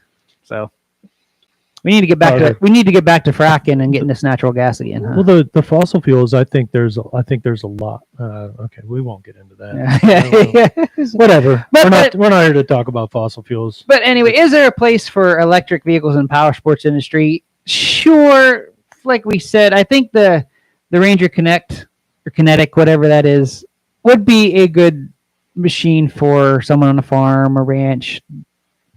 But mainstream power sports usage, I don't think that it's just efficient or would work well. So, yeah, I don't know. Yeah. long-term riding, Milton, we kind of went over that a little bit earlier. We don't think it's going to hold up all that great. I don't know. Charging batteries consistently is not good, and There's going to be a limit on the size and surface area of the solar panel. There's going to be a limit on the amount of electricity you can collect to generate, from a given amount of energy from the sun. So I mean, well, this guy right here said, could you imagine a solar panel attached, taking it along on a trail? Troy said that, and I think there's just going to be a limit on how much energy you can produce in a size. I think there's going to be a limit to that. I don't think we'll have to worry about it coming to the power sports industry anytime soon. I think you'll have, like you were saying, guys are saying, it's kind of just like a gimmick right now, like Polaris jumping on these. So I don't think we have to worry about it anytime soon. So we're going to go from gimmick to hybrid to forced into electricity. Possibly. But, like I said, if there's a revolutionary battery, technology in the next decade or so, then all this could change very rapidly. We could go to electric very quickly. So, yeah, we'll see. you're good, Milton. Yeah, and like George said, like we've been saying, that you need technology altogether. You need a new technology altogether for real improvement. That's basically what we've been saying all evening. Is the battery technology is just not there to support all electric vehicles. Yeah. So I'm not, like Greg said, I'm not opposed to electric stuff. Like he said, if they can figure out the technology and stuff, they have their place. I mean, like farm use and stuff like that. Think of how many animals get hurt in a year's time because of I'm going to start this 2005 carbureted engine and it backfires. 100 and spooks them and they go taking off. 107 animals. 107. That's It's a real statistic. That's what a real chemist would say. That's what a real chemist would say. So anyway, guys, I think it'll pretty much finish up our main topic here. But I know some, like Milton's just now joining us. He says he's on Central Time and had a blonde moment because he didn't realize when it was 7 p.m. It was Eastern Standard Time and not Central Time. So as always, we will stick around here and just talk about whatever. The flux capacitor is the future or the past. So what do you guys Future want and to the talk? past. What do you guys want to talk about? So My CT 125. Brooke Nick says 72% of all statistics are made. I can say that word, are made up on the spot. Yeah. I think I would have to agree with Brocknick's on Probably. It depends on what agenda you want to push, what statistics you find. that. Maybe the actual number is wrong, but the idea is probably true. If you say 90%, then a majority. Yeah. So I don't have any real topic for next month. Camping trip, guys. What kind of camping trip are we talking about? I don't know. Moto camping. Greg and I are talking about doing that. But so I think for next month podcast, we might just have an open forum night where there is no specific topics. We'll just come on live and see what kind of topic forms out of thin air. How many questions can we answer in an hour? Ooh, that could be a thing. It could just be like an open forum night where we'll see what kind of topic we come up with, and you guys can have questions on my projects or anything else like that. Or are you talking about overlanding trips, Milton? We kind of can't do that on the East Coast here. We'd have to go out west to do that. Yeah, we don't have any area with a long enough section of trails. Yeah, that would be you could ride on. That would be awesome, though. That would be awesome. I'd be into that. Now they are working on. I guess right now they're researching into connecting all these East Coast trails like Hatfield, McCoy, up through Pennsylvania, into New York, and making it a continual trail system where we could do that. But we're talking 10, 20 years down the road. Really, that long? Yeah. Oh, that's what their projected estimate. They have the plan all built out, but to complete the plan, they're figuring it will take like 15 years because they not only do they have the plan drawn out, but not literally everyone's on board with it. So they have to go through state, not from state. They have to go state to state, but not only state to state, they have to go county to county, and pretty much not only county to county, landowner to landowner. And then they have to do. They basically have to get permission from everyone that comes in contact with that if it consists of their property. So Brooknex, yes, a lot of the trails are privately owned, like Rock Run's privately owned, AOAA is privately owned. Where are you at, Milton? Are you on the East Coast or Yeah, he said he was. Well, he said he was on Central Time, so he was Oh, out If I west there. remember correctly, wasn't Milton from like oh shoot, he was out west somewhere because he said about Oh, coming on out. mhm. Yeah, Alaska. yeah, that's Yeah, where Brockneck is from. Is Alaska. Milton, I was thinking was What's the temperature there right now, Brokenecks? I bet you. Negative 97. Arkansas. No, he said all of his Arkansas. snows. Milton's from Arkansas. Arkansas. He said, he said all of his snow's gone. So if I'm guessing, it's probably dark right now in Alaska. Yeah. I have no okay, idea. he's warmer than we are right now. Yeah, it's been cold I mean- here. So, but again, for next it? month, there's going to be no 43 degrees. specific Is it really? topic. We're Did he gonna say talk that? about whatever. Yeah. Yeah, it's 43 Whoa. degrees and raining. What are we right now? We are. I don't know. We're colder than Everyone 43. always just though. assumes that Yeah. Alaska's this like Antarctic wasteland, but it's Where are not you at in usually that Alaska, bad in a Mel? lot of places. He's Where probably you like at? right on the border of Alaska, so he's probably like the fake Alaskan kind of guy. Oh, and just that, kidding. Oh man. I can smack him for you if you want me to. He's within reach here. Public trails. I noticed a lot of the western states have more public trails for people to ride on than what we have out here. Like, Yeah. it's East Coast got shut down. The years biggest ago. riding area we have is the Hatfield McCoy trails, at least with the largest amount of trails that you can ride. The thing that stinks with those is they don't allow night riding, which is a big letdown. So most of the parks around here, I think in fact all the parks around here don't allow night riding. They pretty much have a limit where you have to be off the trail by. Did you say Knight Rider? That Night Rider. 80s show? I better not do that. I'll get demonetized for the music. Yeah. That'll be that'll be Shame on you. Oh, I'm sorry. I'll put a little static over that on the replay of this. So. would they really hit you for that? They say they can, like can. TikTok Yep. people. Good Stuff grief, like that. Yep, Yeah. they can. They can. It's that the YouTube algorithms are that It's our specific and politicians that they're precise. finest. I mean, you know Wow. what? so. From South Central, 100 miles from SE of On the coast of Valdez. Prince William Mhm. Sound. Cool. all right. And he's already said there's a lot of riding up in Alaska. That'd be a fun trip to do someday in the future. My friend that lives in Utah. He can pretty much go out his back door and just go anywhere he Yeah. wants, and it's legal. Mhm. It's like, man, I wish we had that here. I can do that here, Yeah, but I get off on my legally, property, and then yeah. most people around here are pretty okay about it as long as you're not out there tearing up their property and stuff. Yeah, Like all my neighboring properties, they ride on our property, we ride on their property, so Mhm. and we all get along. Till you get that local hunter that doesn't like you. Man, chases you with a gun, and he wasn't even on his own property. That's a kicker of it. But anyway, Anywho, are you in Utah, Troy? yeah, I think he is. He says this Utah is loaded up with loaded trails. Man, I'd love to be out Mhm. there. tracking in Utah. See, I like riding in the rock, so I'd probably love like Moab. All right, But I all got a those trip. mountains. I got it. You got it Well, planned out, Dan? We'll get those little toy bikes that he's been talking Little about. mini for the last motos? 3 hours. We will go overlanding to Utah, Cross country. borrow everyone else's machine, and Well, that's ride their machine That's what on their some- trails, and then we could overland back. that's what a guy on another YouTube channel did. He rode like 9,000 miles in like 3 weeks or something on a Honda Super Cub. Yeah. That's a lot of miles That's a on lot the of mini moto. miles, yeah. It's like, wow.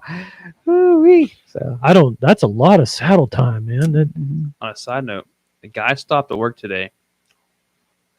Real nice fella. Really nice fella. Don't know where he was from. I think he was from overseas. Hasn't lived in the States very long. Bought a brand new 2021 Z900 Kawasaki. Has 8,900 miles in it within 5 months. so he's putting a pile of miles on. Yeah, that's all he said he does. Like, he doesn't have a job. He just travels state to state, rides bikes, does whatever he wants. I don't know where he gets his money or what he does. But when he bought his stuff today, he goes, hold on, I got to go count with my accountant. And I'm just like, Mafia? okay. So, something tells me Mob boss. he's probably a king from one of these foreign countries that's just under disguise. Who knows? There could be. It's But coming to no, America. he did something similar with, like, not obviously in a week, but it's crazy what people do with this Mhm. overlanding, trails. Yeah, Oh. I watched this guy's YouTube channel until he was coming through Pennsylvania, and he stopped. He made a stop like in Altoona that was like, less than an hour from me. It was really cool. You were telling us about that. Yeah, Mhm. Quasi Motard. I don't know what his first name is, but I'm sure he's watching. He should just chime in. I'm sure he's definitely a fan of Appalachian Mountain Yeah, Riders. he has watching. about the same amount of subscribers as you do. Yeah. About the same size of the channel. I was going to say something, and now it has completely slipped my mind. Hey, on a side note, did you know YouTube doesn't show your dislikes anymore? Yes, I did Because know it's that. offensive? Yes, I did know that. You offend me. You can still dislike a video, and I guess it's supposed to give the creator feedback. But as a creator myself, I have no way to see them, so I don't know Really? if you dislike or not. Yeah, it's you still. Well, I guess it does. I think it still gives me in my analytics a percentage rate as far as likes versus dislikes, but that's kind of all it does. On another side note, YouTube is supposed to come out with some kind of revision this year that's going to make it a lot more handy for podcasters. It's like kind of like a separate podcaster. Wow, I'm sorry, I was reading Brokenex's. I 1,000 was subscribers. only had 1,000 subscribers. Yeah, that was. I remember when you had like about 4,000. 3,700-ish. But compared to other channels, mine hasn't grown super fast. But it's grown pretty They all fast. grow at different rates. It does you But know? when you think about how many YouTubers there are out there, how many people putting out It's a lot. content, well, I'm doing okay. I'm happy. You're doing Let's good. be honest. It's been, what, 2 years, 3 years since you've had like About 1,000? Oh, since I've had It's about really 1,000. sprouted Yeah. up real Mhm. fast. Yeah. I mean, It comes and goes. I have times where my subscriber count goes way up and then slacks off. It all depends on what's going on when in you the say world. slack You'll off, get do you mean there. like unsubscribed subscribers? No. Or Like, just like the slows amount, down. about the amount of subscribers I get in a month. Do you know what you need to do to get to 100,000 subs? Buy a Polaris Razor, No, go to buy a Can-Am Maverick Trail, go moto camping. go moto camping, Yeah, with- buy a little Honda Mini Moto, and we'll Yeah. do an overland trip. I really wonder what kind of mileage, like what is it, the Are we talking Trail 125? over 100 miles a gallon? 120 miles a gallon. So how many gallon tanks does it have? The trail is 4.5? 1.4, and the Super Cub is like 0.9 or 1 gallon or something like I that. thought they had more. I thought they were a little bigger than that. No, No. well, the trail is like 1.4 or 1.6. Well, I was thinking like the Grom and the Navi had bigger. I thought I was thinking they were like 3 or 4 gallon tanks on those. I don't think so. I could be wrong. No, I think they're right around a gallon or a gallon and a half. Yeah. But I mean, let's face it, you go 100 miles on those things, you're ready to stop. Yeah, that's You're true. right. Yeah, because the mini motos aren't the most spacious, so you probably are. I Especially I think everybody in the room here is committed to getting a mini moto this spring, right, Dan, you guys? jumping right? into? Can you get a mini moto? Yeah, come on. My bike's not much bigger than a mini moto. No. No, you can't It's use got to be 150 cc's or less. The other reason you want to bring that along is so we can be here putting around in our little mini motos. You can fly up and fly back and fly Let's up. be honest. My first gear would be faster than He, that peg. he can But- carry all our gear then. Yeah, oh yeah. All right, mini moto it is. Let's we go. could get you one of those little motorcycle trailers to tow behind Hey, you. Well, we gear. could do that. I could still ride a wheelie with one of those. Yeah. We down.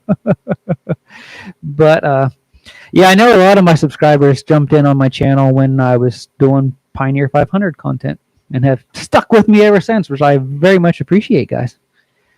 The buggies have changed, I but still hopefully don't the have one. content has improved or at least stayed the same. So hopefully we continue to grow. I still inspire eventually to do Appalachian Mountain Riders full time, but not feasible yet.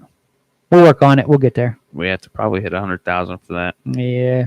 It's not so much how many subscribers it has. It's probably the number of views I get a month. Subscribers. As soon as we start Appalachian Mountain Flyers. On a side note, you know, we have more likes on this podcast video than the hour and 30 minutes we've been on it than we have any other one by this time. Just saying. And we were like all over the place trying to talk electric vehicles. It was a really hard topic. 'cause It was none of a us- hard None of us topic. really wanted to do let's it. take a poll. Who wants to see us fly ultralights? My uncle does that. I'm very Oh. against it. Why? now let's take a poll. I Why? don't know if my wife is still watching me. She's Who not- here's she's wife will not let you buy one? She's not listening anymore. No, she's got probably. What time is it? She's probably.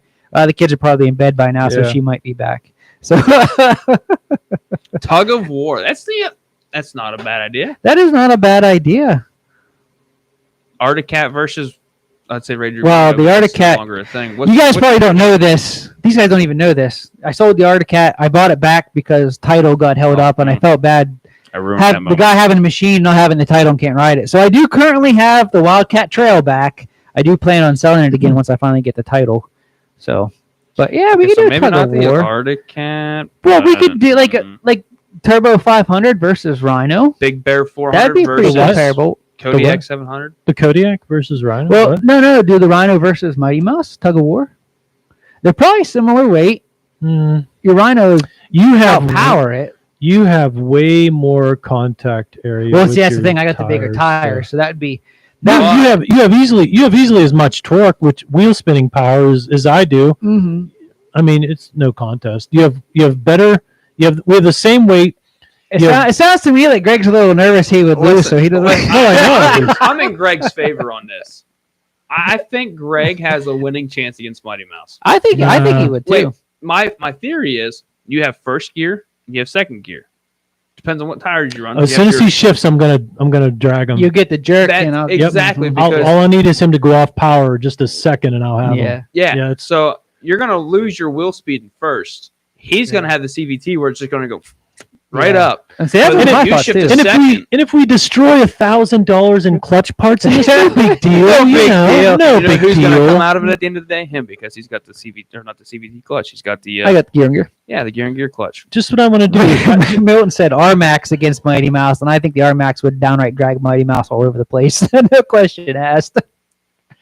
Just what I want to do after I rebuild my clutch is just go out and destroy it. Yeah, so let me know when you get that done. We'll hook them up. And Yeah. I think tug of war. I think Hey, tug of war might be This fun. is the time of year to do it with the snow on the ground. Yeah, 'cause Just you're- saying. You're not gonna, less chance of burning something up. Or right too much after traction. winter when everything's a solid slop of mud. The Kodiak versus the Big Bear might be a good one though. Yeah, I think it'd be great.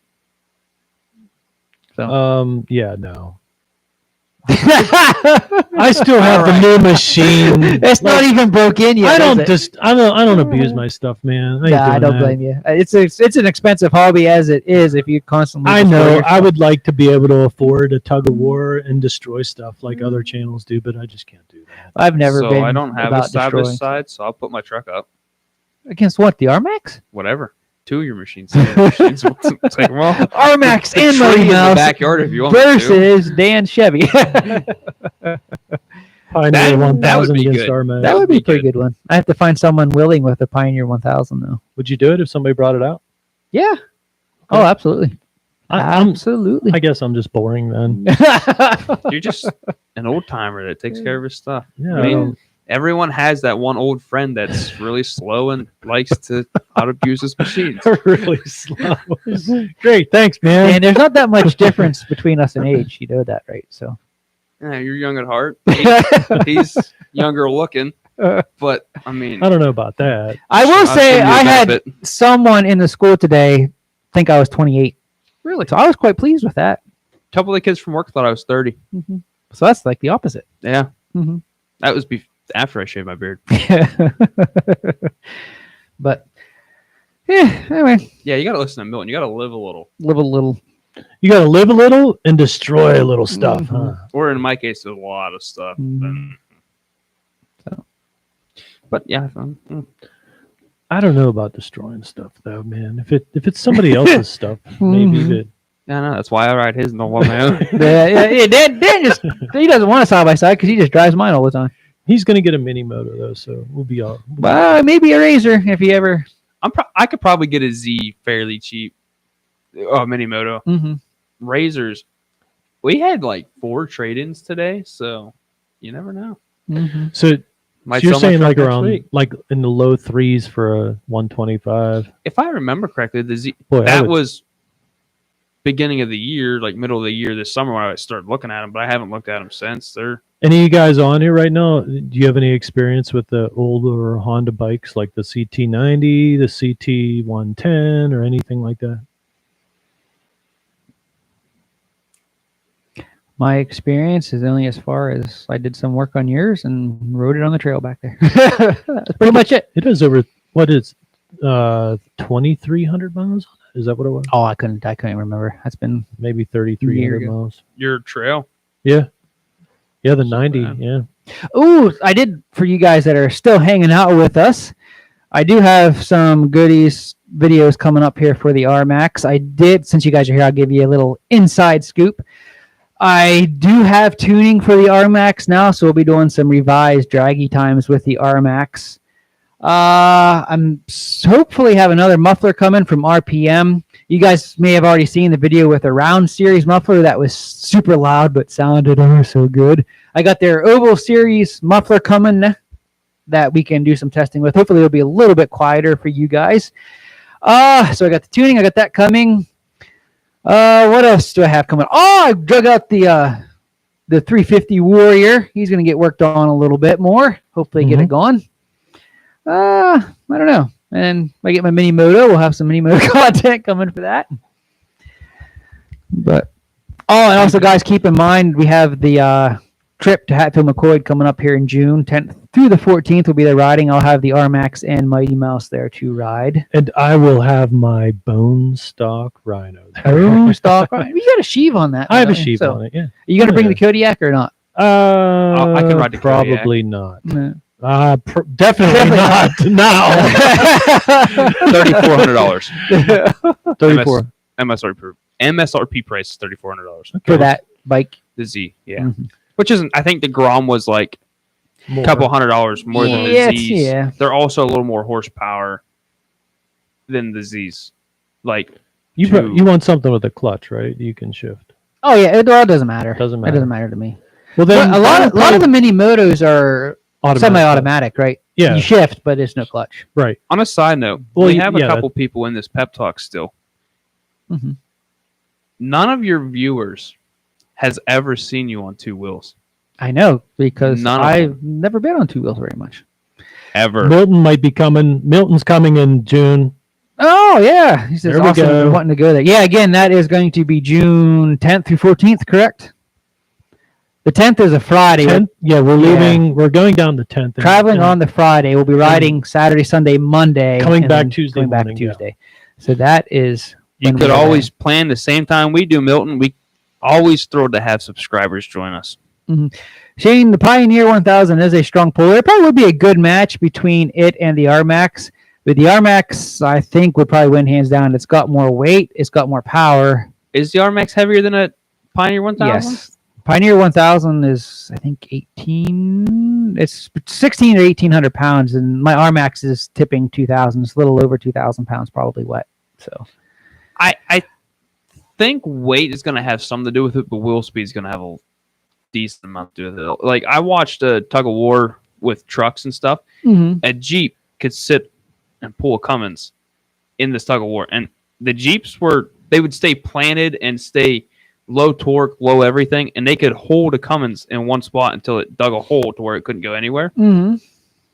But then that Jeep couldn't go anywhere either. Yeah. I mean, it's kind of cool. See, the Pioneer could get the R-Max. If the Pioneer could, like you said, if it could just hold till the R-Max started spinning, and then look with Pioneer being gear and low gear, if you limit it to first gear, then you might be able to have the torque then once the R-Max wheels are spinning to pull it ahead, possibly. Troy, there are hotels. I'm sure there's hotels close to the Hatfield McCoy, but You can there are rent the also cabins. cabins there that each night are gonna be about the same cost as a hotel or less. It is, and So- that's And actually honestly, I think a hotel's probably a 10-mile ride from any of the. Yeah. We're good. Oh, so I should mention this. We are staying at Ashland Resort. Ashland Resort, So- Troy, the cabins there are going to be the same price or cheaper than a Yeah, hotel. So- and you're right right there there, on the right trailhead, yeah. onto the trails. Access to 4 Or- trailheads. Yeah. So You could do like Jason said earlier to me. You can pick a tent site if you go that route. Which Bring your tent.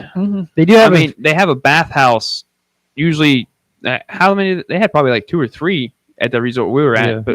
But because that's where we're staying, and even the cabins don't have showers or anything, so you No. have to use bathhouses so- for them. But Unless which you they're clean and pay nice. a huge amount. yeah, The ones that, well, the single bedroom, the single room, and then the 2-room and then a 2-room deluxe, they're all pretty reasonably priced. But then you go up in size above that, and they get pretty pricey. they get pretty quick. pricey. Yeah, so But if you get a couple people going together for one Yeah. little, Oh, yeah. You get 3 people in there, and it'd be the way to go. I mean, that's what we did when we So- went to Tennessee. We had So we're talking a couple about of us. cabins. Let's talk about toy haulers. What do you guys think about toy haulers? I I love my toy hauler. Oh yeah, Mhm. you got a great price on it, and Mhm. you got quite a bit of use out of it. But like, I want something that's just dead simple because, as Jason says, I'm a very simple person, So, Mhm.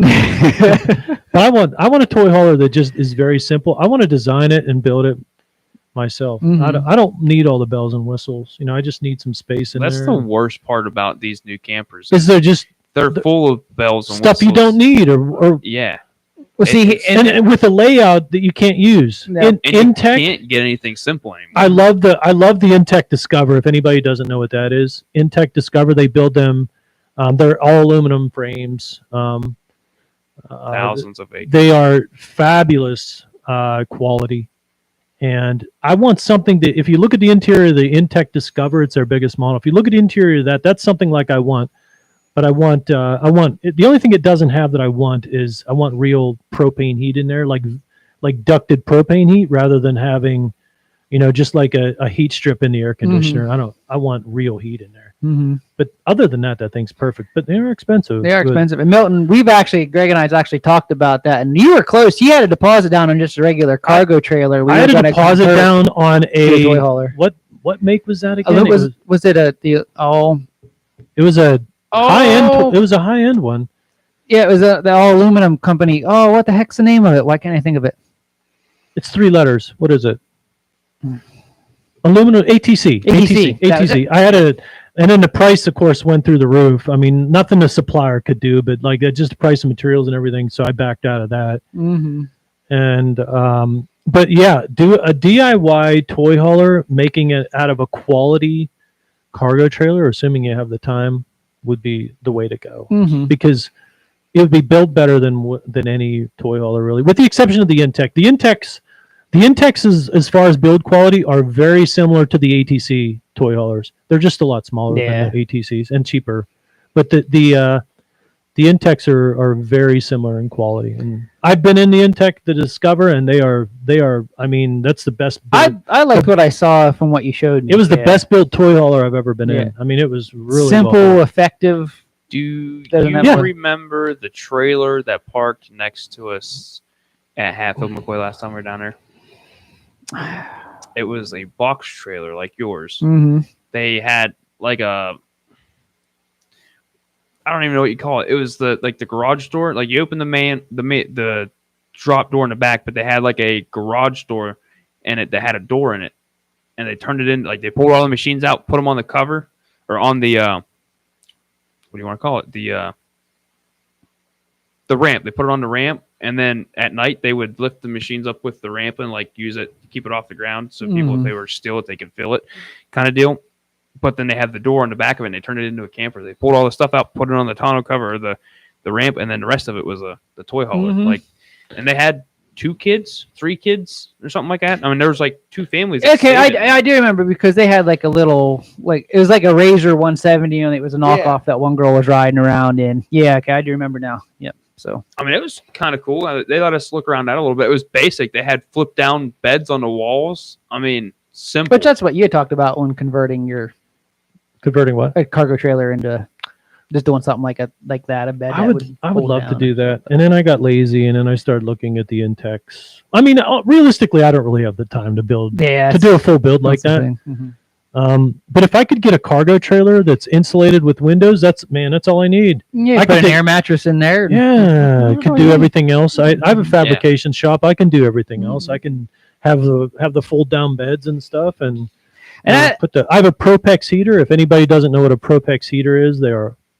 awesome little heaters. They're very small propane heaters. The one I have is like 9,600 BTUs, and it works good. oh, in your- they are fantastic. Mhm. They are, they're expensive, but they're really compact. They're fully vented, so there's no CO2, and there's no direct venting inside the trailer, which is really good. I'm a really big fan of the Propex, and I am fully sponsored by everybody I'm talking. No, Yeah, wait. I'm I kidding. wish that these mountain riders were sponsored. no, by I'm kidding. Elvis. These are just products I like, and I've been researching. But yeah, the Intech trailers are fabulous.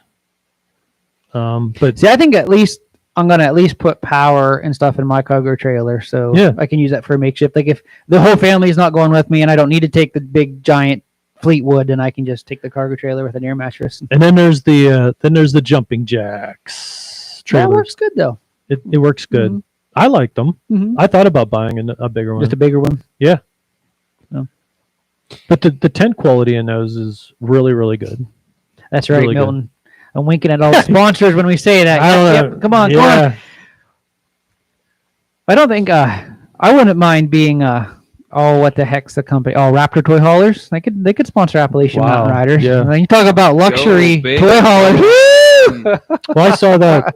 What was that? What was that make of toy hauler that you wanted again? I keep forgetting. Oh, Grand Design Momentum. Grand Design. They That's what me and my are wife like. huge. Yeah, they are they're nice. huge. Now, Yeah, on a it is. side note, most of us don't want the fancy stuff. I mean, I like fancy stuff. I mean, but I'm glad you mentioned the family thing. Toy haulers. So, like Milton said, he's simple like us. I mean, we'll ride and whatever. I mean, if it's raining, we're riding. If it's snowing, we're riding. If it's getting dark, we're riding. It doesn't matter. We're going to go riding regardless. But he does have a family, so having a toy hauler that has something to keep maybe the kids occupied while the adults go and ride isn't the worst thing. I was gonna point that out. See, I can tell that the single guys like it simple. I like the little amenities we have in our toy haulers. But again, I got a big full family where that's nice to have that stuff. I'll ride in any conditions, but like whenever I get back to camp and I'm tired and I want to go to sleep, I want to be comfortable when I sleep. Mhm. You know, a vacation, I'd rather and a have a- timeout isn't fun if you don't sleep. No, well if you sleep, and- and like most of the other time, you shouldn't be spending. You don't go on a riding trip to spend time in your camper. You go to ride, right? So Which is My- why I don't need all those which amenities. you don't need. Yeah, My old boss bought a $50,000 camper, took it to the same place every other weekend, and the only thing he did is sat outside that camper and watched the 55-inch flat screen TV on the outside of the camper. He did nothing else that with his entire weekend. camping. Other than sit there and watch his 55-inch TV screen. That was that one trip we were at Rock Run where then people pulled in with their camper. They backed their machine out, parked it, and then it sat there all weekend. They didn't ride, I don't think, once, did they? No, they backed it out 2 days. They backed it out. It sat there and just sat there for 48 hours and didn't move. Did any of you But- go over and say, "Hey, Can I'll we take ride that it? for Yeah. you"? We'll ride for Bill, and that's what we do too. We're pretty much around the campfire in the evenings till we go to bed. I cooked a steak. Just saying. That If there's steak around, I'll cook it. I'll burn it, but I will cook it. that jumping jack trailer I got, it's 10 years old, but that shows the quality those things have Mhm. because it's 10 years old. It's still in really good shape. I got a really good deal on it. I bought it used, obviously. I was surprised how warm you could keep that in there because we were at the this fall, Mhm. October 31st, it was in the low It 40s. was chilly. It was in the low 40s. I had one of those infrared 5,000 BTU heaters that I was running in there. I was able to keep the temperature in the mid 60s in that tent with Yeah, just that's that electric heater. So it was really nice. But I highly recommend those jumping jacks if you want a cheap toy hauler and you just need the basic stuff. They're very good. Mhm. I like them. And you think of it as a tent on a trailer, but the canvas on that is so much better quality. The canvas than on the that tent. is It's- if anybody's familiar with Kodiak canvas tents, I have a Kodiak canvas tent. It's the same kind of canvas except the jumping jack canvas is a lot heavier, a lot Mhm. thicker, and a lot. But it's fully waterproof. If I didn't have a family of 5, I could see using one of Using those. one I of like those, it. yeah. I like it that much. Yeah. I still am on the fence about possibly getting their largest model with the 12-foot 12-foot tent, and then putting some reflectics in there. The reflectics that you can get. Just put it in the ceiling and on the walls and in the windows, and you could heat that easily would with the sit- propane. yeah. With the Propex, you could heat that easy. Mhm. Could bring the heat under the floor. I have a plan for that. That'll be a video. Maybe that'll be a video sometime. Uh-huh. So. What's not camping? That big RV. Yeah, that's not camping. I agree. In the jumping jack in that trailer, it's a heavy canvas tent, and you get the feeling like there's some security there, and you can still zip the windows down. You can hear nature. You can hear the coyotes howling. Depending on where you are, we're in trouble. Oh, What, waist sir? back, waist back. Oh, here she comes. She must finally got the kids to bed. Milton, We're if done. We're you done with the come, main You podcast. can We're cook just the chatting s'mores. now, so. I'll cook the steak. Mm-hmm. So I've seen a 110 unit in tent unit.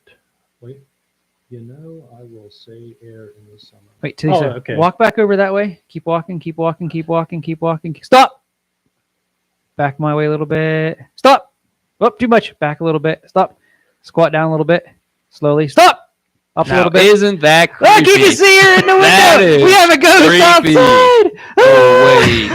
creepy. outside. She's peeking through the window. So Right here.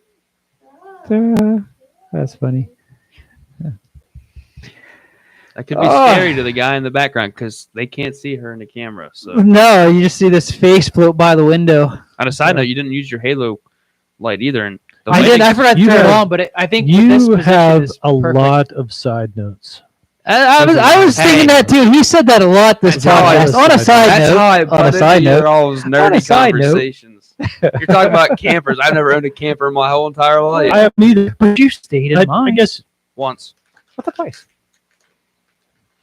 I'm not gonna lie That though. was, I think, the only one. Whenever I was visiting Jason's camper in October, like that propane heat was nice. And the air condition is wonderful in the hot summer months. Yeah. Did we have the air conditioner working when we were down it? Yeah, we no, were- we didn't have to use it, did No. we? No, I think we did run it. Did we? Hatfield, yeah, I think. 'Cause I know we stayed outside for a long time. No, we didn't That's figure out what how it that. was. They were still bypassed, and I had no idea how to turn it so it worked. So we didn't have hot water. One thing with the jumping jacks, I wish there was an easy solution for air conditioning for summer. Mhm. With a fan in there, it's not too bad. No. But and I'm expecting a large one to be sent to me at no charge because we're plugging. We're them plugging in. it so much here during this, but yeah. So anyway. What information do you need? Yeah, Troy? Troy, what information do you need other than, again, it's the 10th through 14th. We'll be staying there and riding. We're What month? staying at June. Okay, 'cause I don't and- think you actually said that. You may have I just may or may not have. On a side note, And we're staying at Ashland Resort. Yeah, Troy. On a side note, On a it's side note. June 10th through June 14th, 2022. And on, And it's Ashland Resort. and on a side note, it's at Ashland Resort. On another side note, it's in West Virginia. Back on a side note, Sorry, Dad. it's It's all right. At least I'm not a what was the word? Chemist. Chemist. Yeah. Yes. I'm not a I'm no chemist chemist. guy, side note guy, and I'm just me. Side So- note, man. Troy, anything specific or information you need on this trip, either ask now or forever hold your peace. No. Of course, you can get a hold of me on Facebook or send me an email at AppalachianMountainRiders@gmail.com, and I can answer them there too. If you bring your rig, you have to agree to let us ride it though. Yeah. Like you have to let us ride it. That's the deal. I do want to. I've been reaching out to OEMs to see about getting demo vehicles because I want to start doing more machine reviews this year. I want to make that a bigger part of my channel this year. And I keep getting the same answers back that, well, they're just so backlogged, demos aren't going to happen. So I would like to reach out to subscribers and followers of mine and see if they're willing to come up and spend a day riding with me. Let me romp on their machine. They can romp on the RMAX or Mighty Mouse while I do, so I can still do some reviews. So keep that in the back of your mind. I know you guys that are still here with us. Milton says the permits, are they required? Yeah, it's is it $50? You do have to get That's probably a year a permit, but it's good for a full year. Oh, the cabins. What information do you need specifically on the cabins? If Troy? you go to Ashland Resort's website, Talisa says it just Talisa's looking it up right now. The cabin prices run. The cheapest one I think I saw was for 4 nights was I think around $340 for 4 nights. Might be. That's what I had originally booked, and I think the two cabin goes up to about $380 or $390, and then the deluxe 2 cabin is like $420. Yeah, we booked the 2 cabin deluxe because Yeah. we'll have all the kids. I think that's in about $420. I was looking at the prices the other day, but like a registration. there. You know what I did with my phone? Yeah, registration is Thanks, Dan. what Jason said is like $50. Yeah, and it's to me that's worth it. spending 3 That's days what there riding, there is Yeah. so many miles of trails. When you figure a lot of these places I mean- around us in PA charge like $20 for a day, What about insurance? I don't don't think so. We think didn't have anything they- when Seth don't went. Lynn went. None of their four-wheelers were registered Yeah. or insured Yeah, no, at Okay. all. yeah, it doesn't so matter. Title Okay. registration, you pay the permit fee, and that's pretty You much stick it. the sticker to your helmet, though, not Yep. your machine. Yep. It's per rider. I don't think per machine. No, it's per rider, so, So- machine's kind of irrelevant. You don't don't- have to even have a title for your machine. I don't think. I don't think so. What did you? And You keep didn't have to pay any extra to drive, did you? Because Seth and them were all $60. I was. No, it's the same whether you're a passenger or a I rider. was it's just $60. Yeah. flat rate. and keep in mind if you don't want to stay in a cabin, they have plenty of tent sites there. Yep, they have tent And they sites. have- no, they have RV sites and camper sites. And they have too. full shower facilities and Mhm. bathrooms and everything. So I'm gonna just say the more people, the merrier. I mean, yeah. I don't plan on going crazy ride aggressive. It'll just be more of a laid back. I'm sure Right. there'll be. I say that, Sure but you you know do. there'll be times when I'm behind the wheel of the R-Max. I'm going to be like, okay, time to put her in sport mode. we The little- have as much. There's little horns will come up and they'll be like, ah, see you guys. if you stick to the Hatfield McCoy trails, there's really not much that you can go ape wild on. No, no, It's or you want to because you're looking down over these big, huge drop-offs on one Like- side or the other. 300 feet. It's like, woohoo! How you doing down there? Catch you later. Yeah, Troy. If you just look up Ashland Resort, what's that? Okay, my wife just commented with a link. It hasn't shown up on mine yet, but oh, he did. Why didn't I see it? Yeah, I don't see it either. Okay, She's incognito. I guess she is. She might be. But anyway, But I mean, I don't know about you guys. I think like if you don't want to bring a machine, there's a lot of places that rent machines. I don't know how available they are for the weekend. I can't remember the prices. We asked about that at one time, but I'm sure they went up since then. I don't know, but Yeah, Troy, some of us just can't ride outside our door and have hundreds of miles of trails, you know? It's not reality here in Pennsylvania. I think it's very reasonable that what they charge and what you have access to, I think it's very reasonable. But yeah. So but if you're not used Troy- to paying, then I get it. But yeah, Troy, yeah. it's like $60 for a year's pass. I mean, you have to pay to ride on it, but they have a lot of outlaw trails, which we didn't explore any of those last time we were down there. Well, we just stuck because to the Hatfield yeah, trails. those unless you have a guide or have dependable maps, You can get lost. you can get lost so easy, quick. So, yeah. But I mean, I'd say with the technology and stuff, you can get a tablet or Mhm. whatever else for like a couple $100, like cheapy on Amazon or something, and download the Oh, Ride you can Command download. app. Or because I think a lot of those trails and stuff down there are now mapped. And if I remember correctly, talking to the Polaris rep, a lot of even the outlaw trails are now on the Ride Command system. Which I have on my phone. I'll be using So- for the trip. So okay. so New Hope is just 15 minutes from Ashland Resort. Maybe we can get James Davis to come out and ride with us. Yeah, I knew we were right around where JBS is. JBS Yep. is. Mhm, mhm. I'll see if I can get in touch with him. And Yeah, see if 'cause- he'll come out and join us for a little bit. That'd be He'll cool. bring his KRX and Yeah. miss having a Yamaha because we'll be smoking the KRX. They Pretty didn't awesome. do passes. They just did a yearly pay, didn't they? What's Down that? at Hatfield. Oh yeah, I think that's all it is. You can't get like a day pass. It's just a year pass, and that's it. So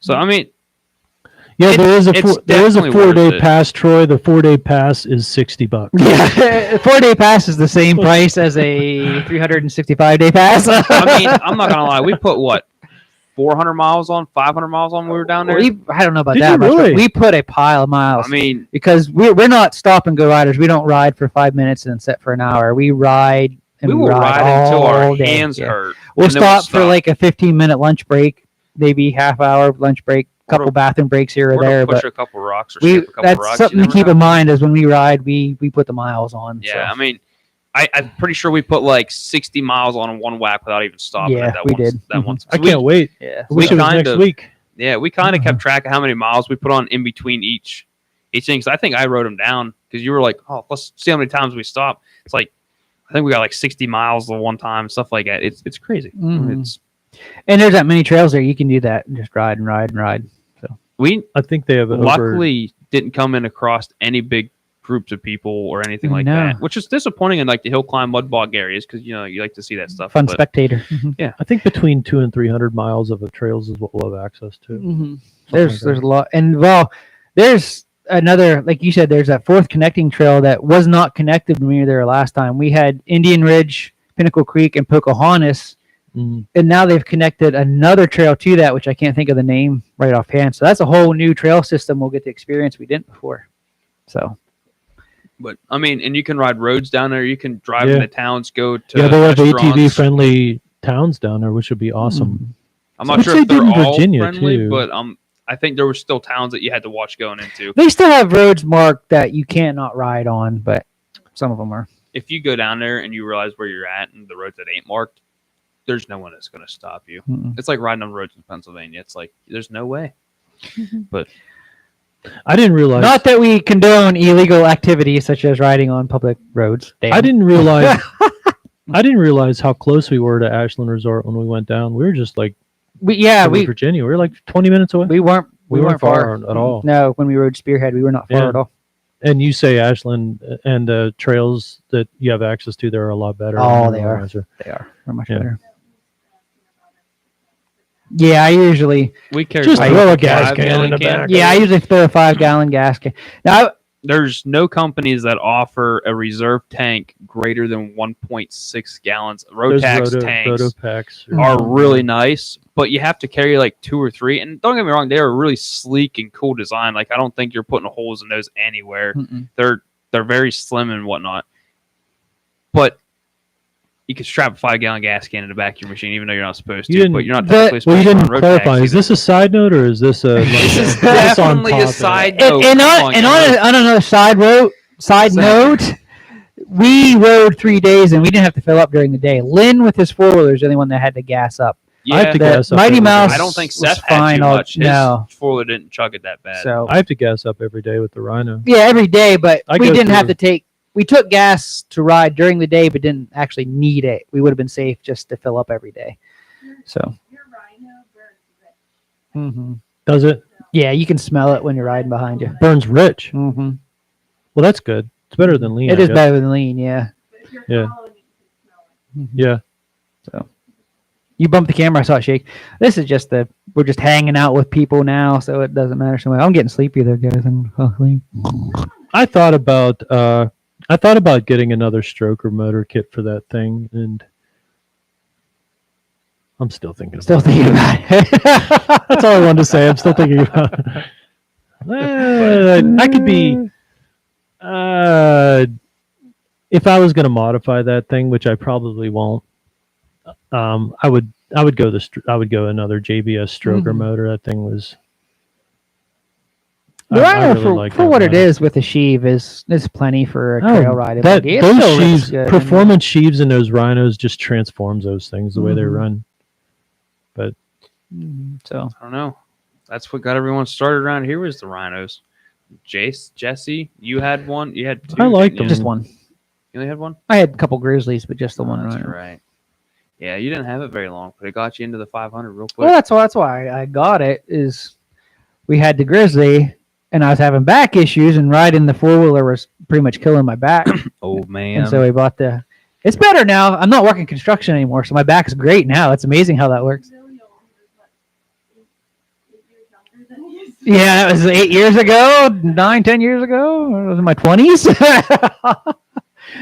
Yeah, but we bought the Rhino, and then to see if it was a good substitute for ATVs, and I was like, yeah, it is. So we sold it in the Grizzly and got the 500, and that started Appalachian Mountain Riders. How about that? You got to start somewhere. Mm-hmm. Mm-hmm. That car tank.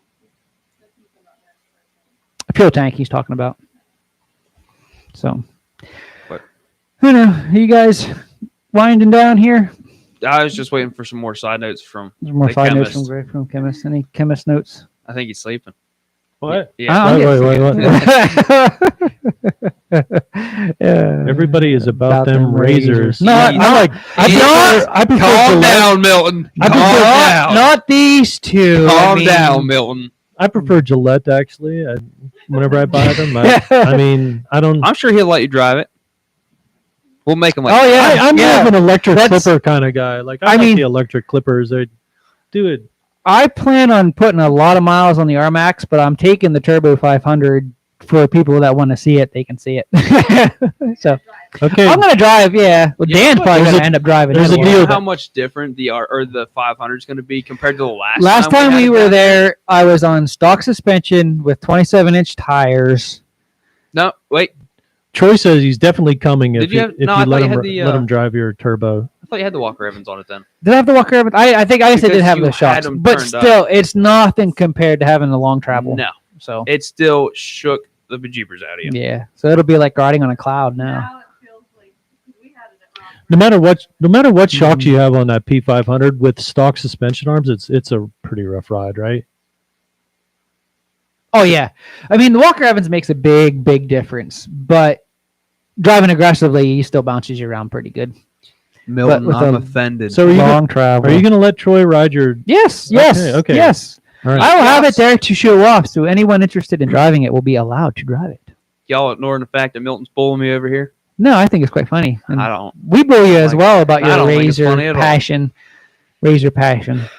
Dan's a razor passionate guy. What is it about Polaris that you like?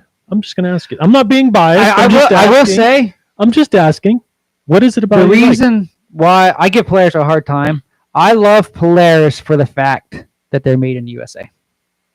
Mexico. So, Mexico. well, it's a Can-Am's Right. also Mexico. Made in, Yeah. made in this continent. but the company was formed Right. in the States here, Right. correct? Am I right, Dan?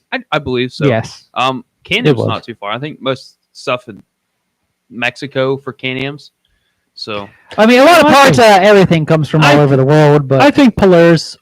I think they hold up okay until you start abusing them, Yeah. right? I mean, And then that's the main thing with Polaris. Is- no one you- respects them. yeah. Like that's the Yeah. issue. People buy them, and then just beat the destroy crap them. out of yeah. them, get rid of them in 2 years, and then destroy another one. Do the same. Well, thing that's all what I over like again. about my Rhino. It doesn't make enough power to hurt itself. Yeah. So People that have no experience riding side by sides but have money go buy the best Razor turbo they can get and promptly destroy it because they don't know how to handle it, take care of it.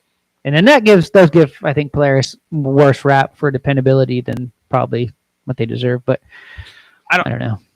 I like the Polaris mostly because the ride quality I thought was really good. We rode when I drove the Polaris down there, the 64-inch one, at that demo ride, Mhm. and then after riding in the X4, the ride quality was way nicer. And out of all the other machines that I've rode, I still think that Polaris was probably one of the nicer riding ones. I've rode in a couple other Polaris that didn't have the dynamics and whatnot, and they're comparable to probably the R-Max, maybe a little bit better, not by much, but I mean, they have more suspension travel than your R-Max does. I mean, they're obviously going to handle whoops and stuff a little bit better than that. Troy just hit you up with a Polaris comment there. equals belt replacements, and that you cannot deny. I was watching some of the side by side blog guys videos to where did I Glamis them last set of videos? I think I'd ride in the I don't dunes, know. and they never actually showed any belt breakdowns, but you snuck in there at least 4 or 5 times about having to replace a belt on one machine or the other. And I was like, oh, that just doesn't even. No, Did you see what some of those belts looked like too, and they pulled them out of there? Oh, They were just pretty shredded. Bad. Yeah. I mean, like I said, you also people beat the Polaris. I mean, Can-Am's the same way. People beat them. They don't like you run your X4 I ran my X4 hard, like it was a a sport lot of machine. high range. I will give it that. Everything in high range. But pretty the much. gear ratio in a Razor or a Can-Am is so much higher than in your Is it machine. really? Is it? The Low range in a gears? Razor can run about 50. What? Yeah. Really? They're Why like, are I think they they geared top like that? 48. But they don't have the constant belt tension. and though that's what Yamaha kills the does. belts is that snapping in. Yeah, I mean, to yeah, age. it's pretty Which I think you can undeniable. change. It's I pretty think you can- undeniable. Yamaha has the best CVT tech. Yeah, I would definitely not argue that. I mean, Yamaha is probably one of the most But reliable CVT With my belts Rhino, systems. the only reason I would ever run it in low range in low range and not high range is if I need more climbing power. It's not because I'm worried about slipping the belt. I've never slipped a belt with that thing. Even with the performance sheep, never slipped a belt. I mean, Kawasaki's not too far behind. I don't think Yamaha with their belt systems. Like their Terexes, you hardly ever hear people have problems with Mhm. those. I don't know too much about the KRXs. I don't think as much, but they're back in that build of people beating the crap out of them. The gear ratio is really high in them. They're not geared like, the 4-seat machines like yours and whatnot. Mhm. They're geared to run fast. They're geared to whatever else. They have the power to run in high range.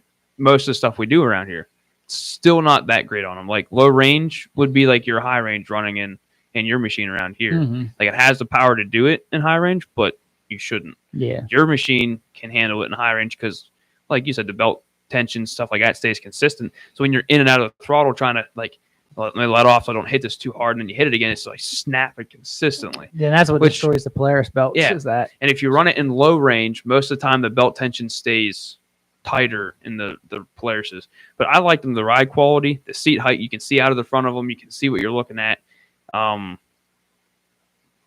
I not so much now, but parts were easier to get Well, parts for anything Back right then, now is just not easy. to more get, than so. most. But like the aftermarket place of them was better than most other people.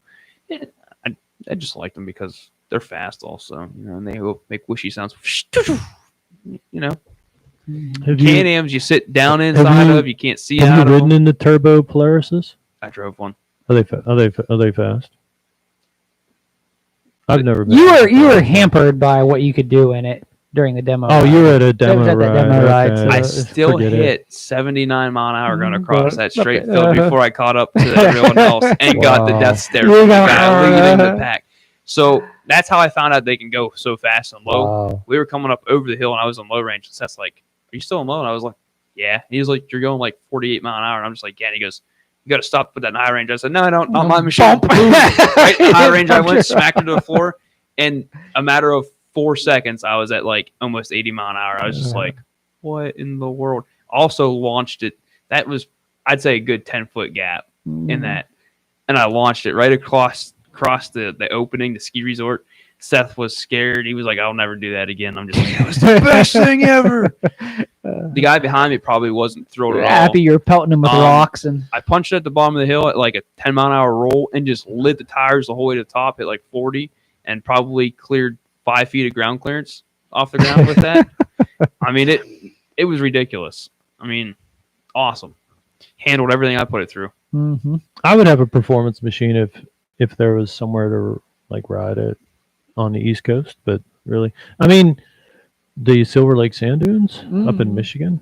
Oh yeah, if I lived close to that, I was there once. I was there in 2010. I would say my sport machine of choice around this area would probably have to be a Talon, just because you get high low range. So Is there anything in the Carolinas? A lot of mud. I don't know. You've been to the Carolinas more than anyone because you have family down there now. We stayed at this boat launch ramp down there. I don't know if there's any like riding trails that you can pay to ride or anything like that. But like down by my brother's house, all day long in the summertime, if it's a weekend, like a party weekend, you'll see probably 24-wheelers go past our house. Where they're going, I have absolutely no clue. Where they came from, absolutely no clue. You go to the one side, it's an asphalt road. You go clean down the dirt road to the other side, it's an asphalt road. You see hardly no trails in between. But I don't have a problem with people riding side by sides on a road. Like, I don't care. But if it was legal, why they might as well just legalize it. They should just legalize side by side on the road. Maybe no. We're boring Jason now. no, so my eyes just started burning for whatever reason. we're boring. It him. must be me phantom belt burning fumes from that Polaris talk we had. I don't know. wow. Sorry, Dan. Wow. Makes me want to cry. I am crying. Sorry, I don't own one, so I can't really be that offended. Nah, I know you can't. There's supposed to be a new. Isn't there a new Yamaha YXZ going to be announced? Like the did hear 2023 something about model? it. is Yeah, gonna I be think a- I think rumor they new changed it model? quite a bit. rumor is for 2023. I think it's supposed to have a trailing arm suspension now and not Yes, an I arm. did Yeah. hear that, which is going to and, change that thing. and an automatic completely. transmission. Yeah, I think they're going. I to a think they were going to a CVT. CVT too. I think they're still going to offer it with this regular sequential shifter, but they're going to go CVT model. I too. want the paddle shifter. Let's be honest. If the YXZ had the clutching system that the Arctic Cat is running on their Double X, it would be a great machine. Yeah, because I mean the Double X is the same exact motor, just set up with the CVT. and It's I pumping out 130 horsepower don't compared to the YXZ think 110. they have many issues with their clutching systems. Like their four wheelers, the TRVs and stuff have all kind of clutch issues, but I don't think the XXs. Who makes that clutch? Is it I think it's Textron. Is it? I think so. I'm Yeah, not I sure. don't- I don't think or is they- it CV Tech? Well, the Wildcats, like my trail, has the CV the Tech CV in Tech, it, so yeah. it might be CV Tech. but- It's probably CV Tech then, because I think Textron's just the engine basically. yeah. But they Well, don't- in your Yeah, man. Wildcat, the motor was a Kimco motor, KYMCO. Kimco made Yeah. that engine Yep. for them, right? Yeah, and the trail down it. Yeah. Yeah. Yeah, it's a Kimco. So same as Lana's little youth four wheeler. Yeah, it's a Yeah. Kimco. Mongoose. That motor is strong though. Mm-hmm. So, but I mean, you're not wrong. Articat uses that engine. If they put the trailing arm suspension on, I think the XXs use trailing arm suspensions on those, and a lot of people like it because of that and the engine that they have. Are they gonna They're just noisy engines, though. That's the Are only they gonna thing. stretch the wheelbase out a little bit on the new XZ or not? I guess we'll just have to wait to. No, I don't want to Wait, wait, we can Jason. see. I want to know now. That's it. We're packing up. We're going to go to Yamaha's headquarters All in right. Japan, and we're going to talk They'll to them tell us. folks right They'll- now. Talisa, they'll I know let you us know right in. Spanish. Do you know any Japanese? Konnichiwa. Konnichiwa. Good enough. Let's go, guys. And I don't know what's going on with this new Honda side by side that we've talked about in the past. Didn't you say your dealer friends were going in January to some kind of Honda press thing or something? Yeah. And he was wondering if it had to do with that. Don't think he ever told me anything about. Probably not. I'm that. sure he's not allowed to. Just beg them about it. Let me Like, think. Come on, Um, please tell me. Oh, I know what it was, but I'm not telling you. Oh, geez, you're gonna No, be I'm just mean kidding. with me. I don't know anything. Yeah. I would tell you if I knew, Yeah. but I guess Honda's announcing something in March, Yeah. Oh, that's but- not that far away then. Bold new colors. probably. Probably. I do know that the Pioneer and Talon's supposed to get a few revisions as far as Oh, cool. transmission. Wait, and if they cooling. got that stupid 3-speed transmission out of the Pioneer 700, that's so dumb. they're gonna slap that in Talon, yeah, that's what I heard.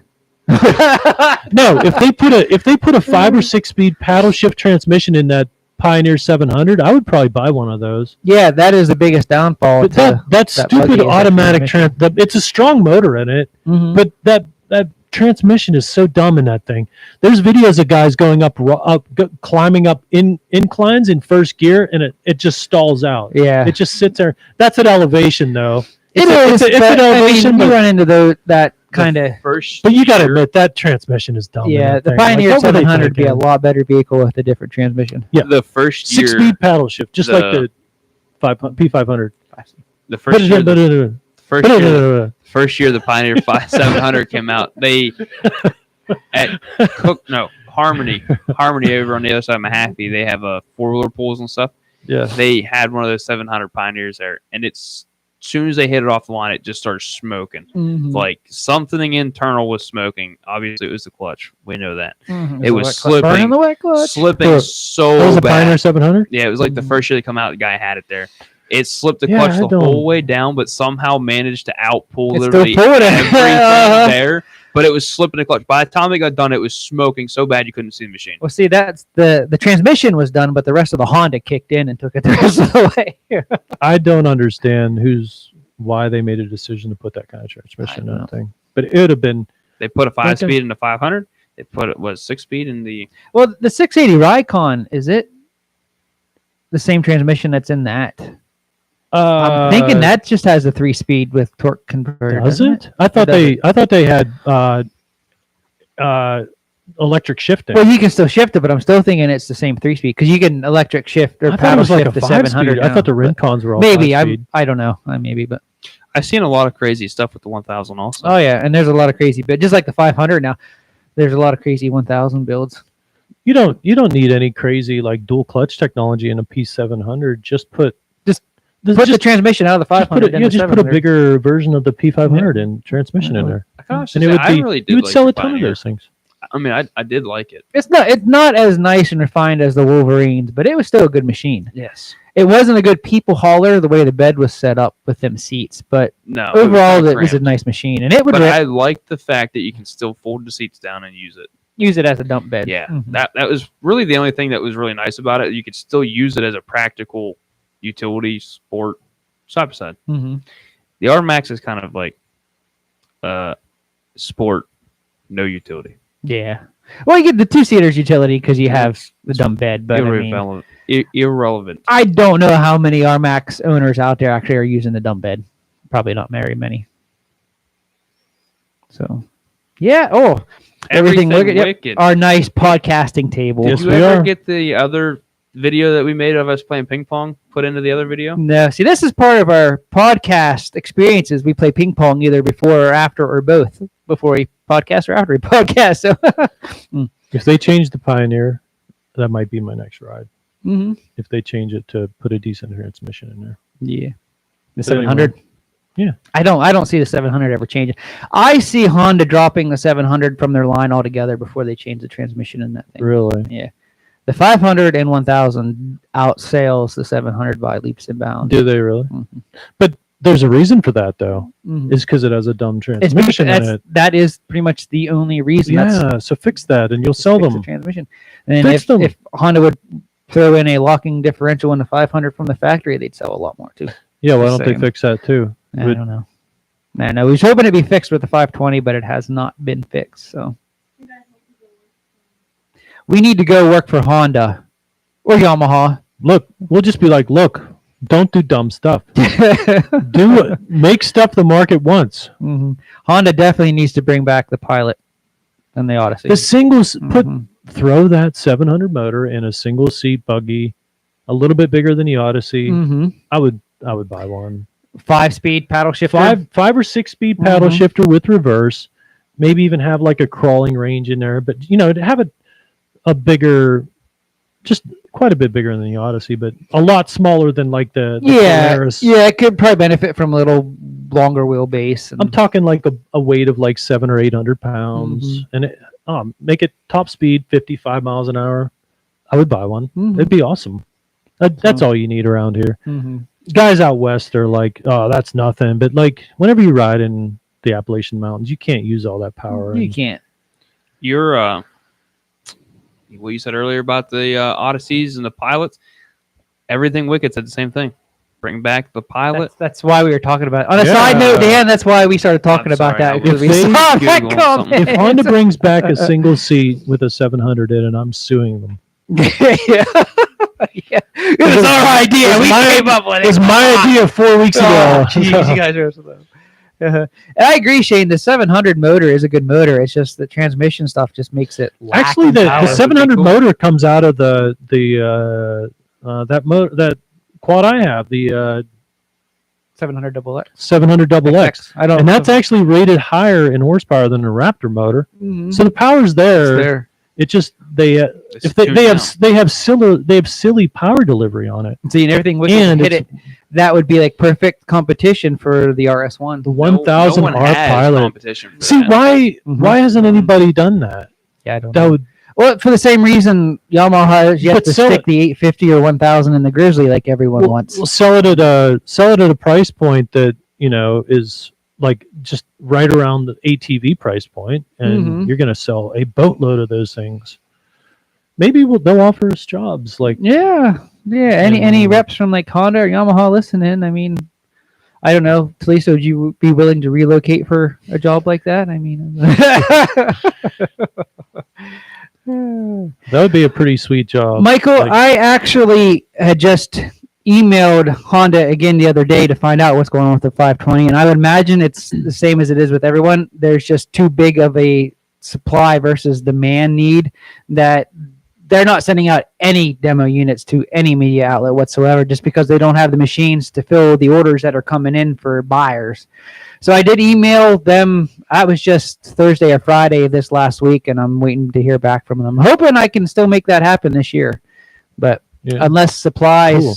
come up and are more available, I don't Without see it. COVID, you'd probably have it by now. Without COVID, I would have had it a couple weeks after we Yeah. talked to the guy, but then that was actually that was during the beginning of COVID, and then things got shut down. And Milton's So- talking about the pricing of these things again. That's what we got into last time was Yeah. the pricing, and like what like I was saying last time is like who's going to be the first person to bring a machine down into the true budget friendly environment again. Rather than go in the opposite direction of just $40,000 machines. Mm-hmm. And I was going to talk about Bigfoot and just to see if Dan was listening, but he was reading over there. I was reading too, so honestly, Greg, I wasn't really paying much attention either to what you were saying. I was reading. Remember, you're not talking to us. You're talking to them. Police is listening over there. We need to get you a mic. Huh?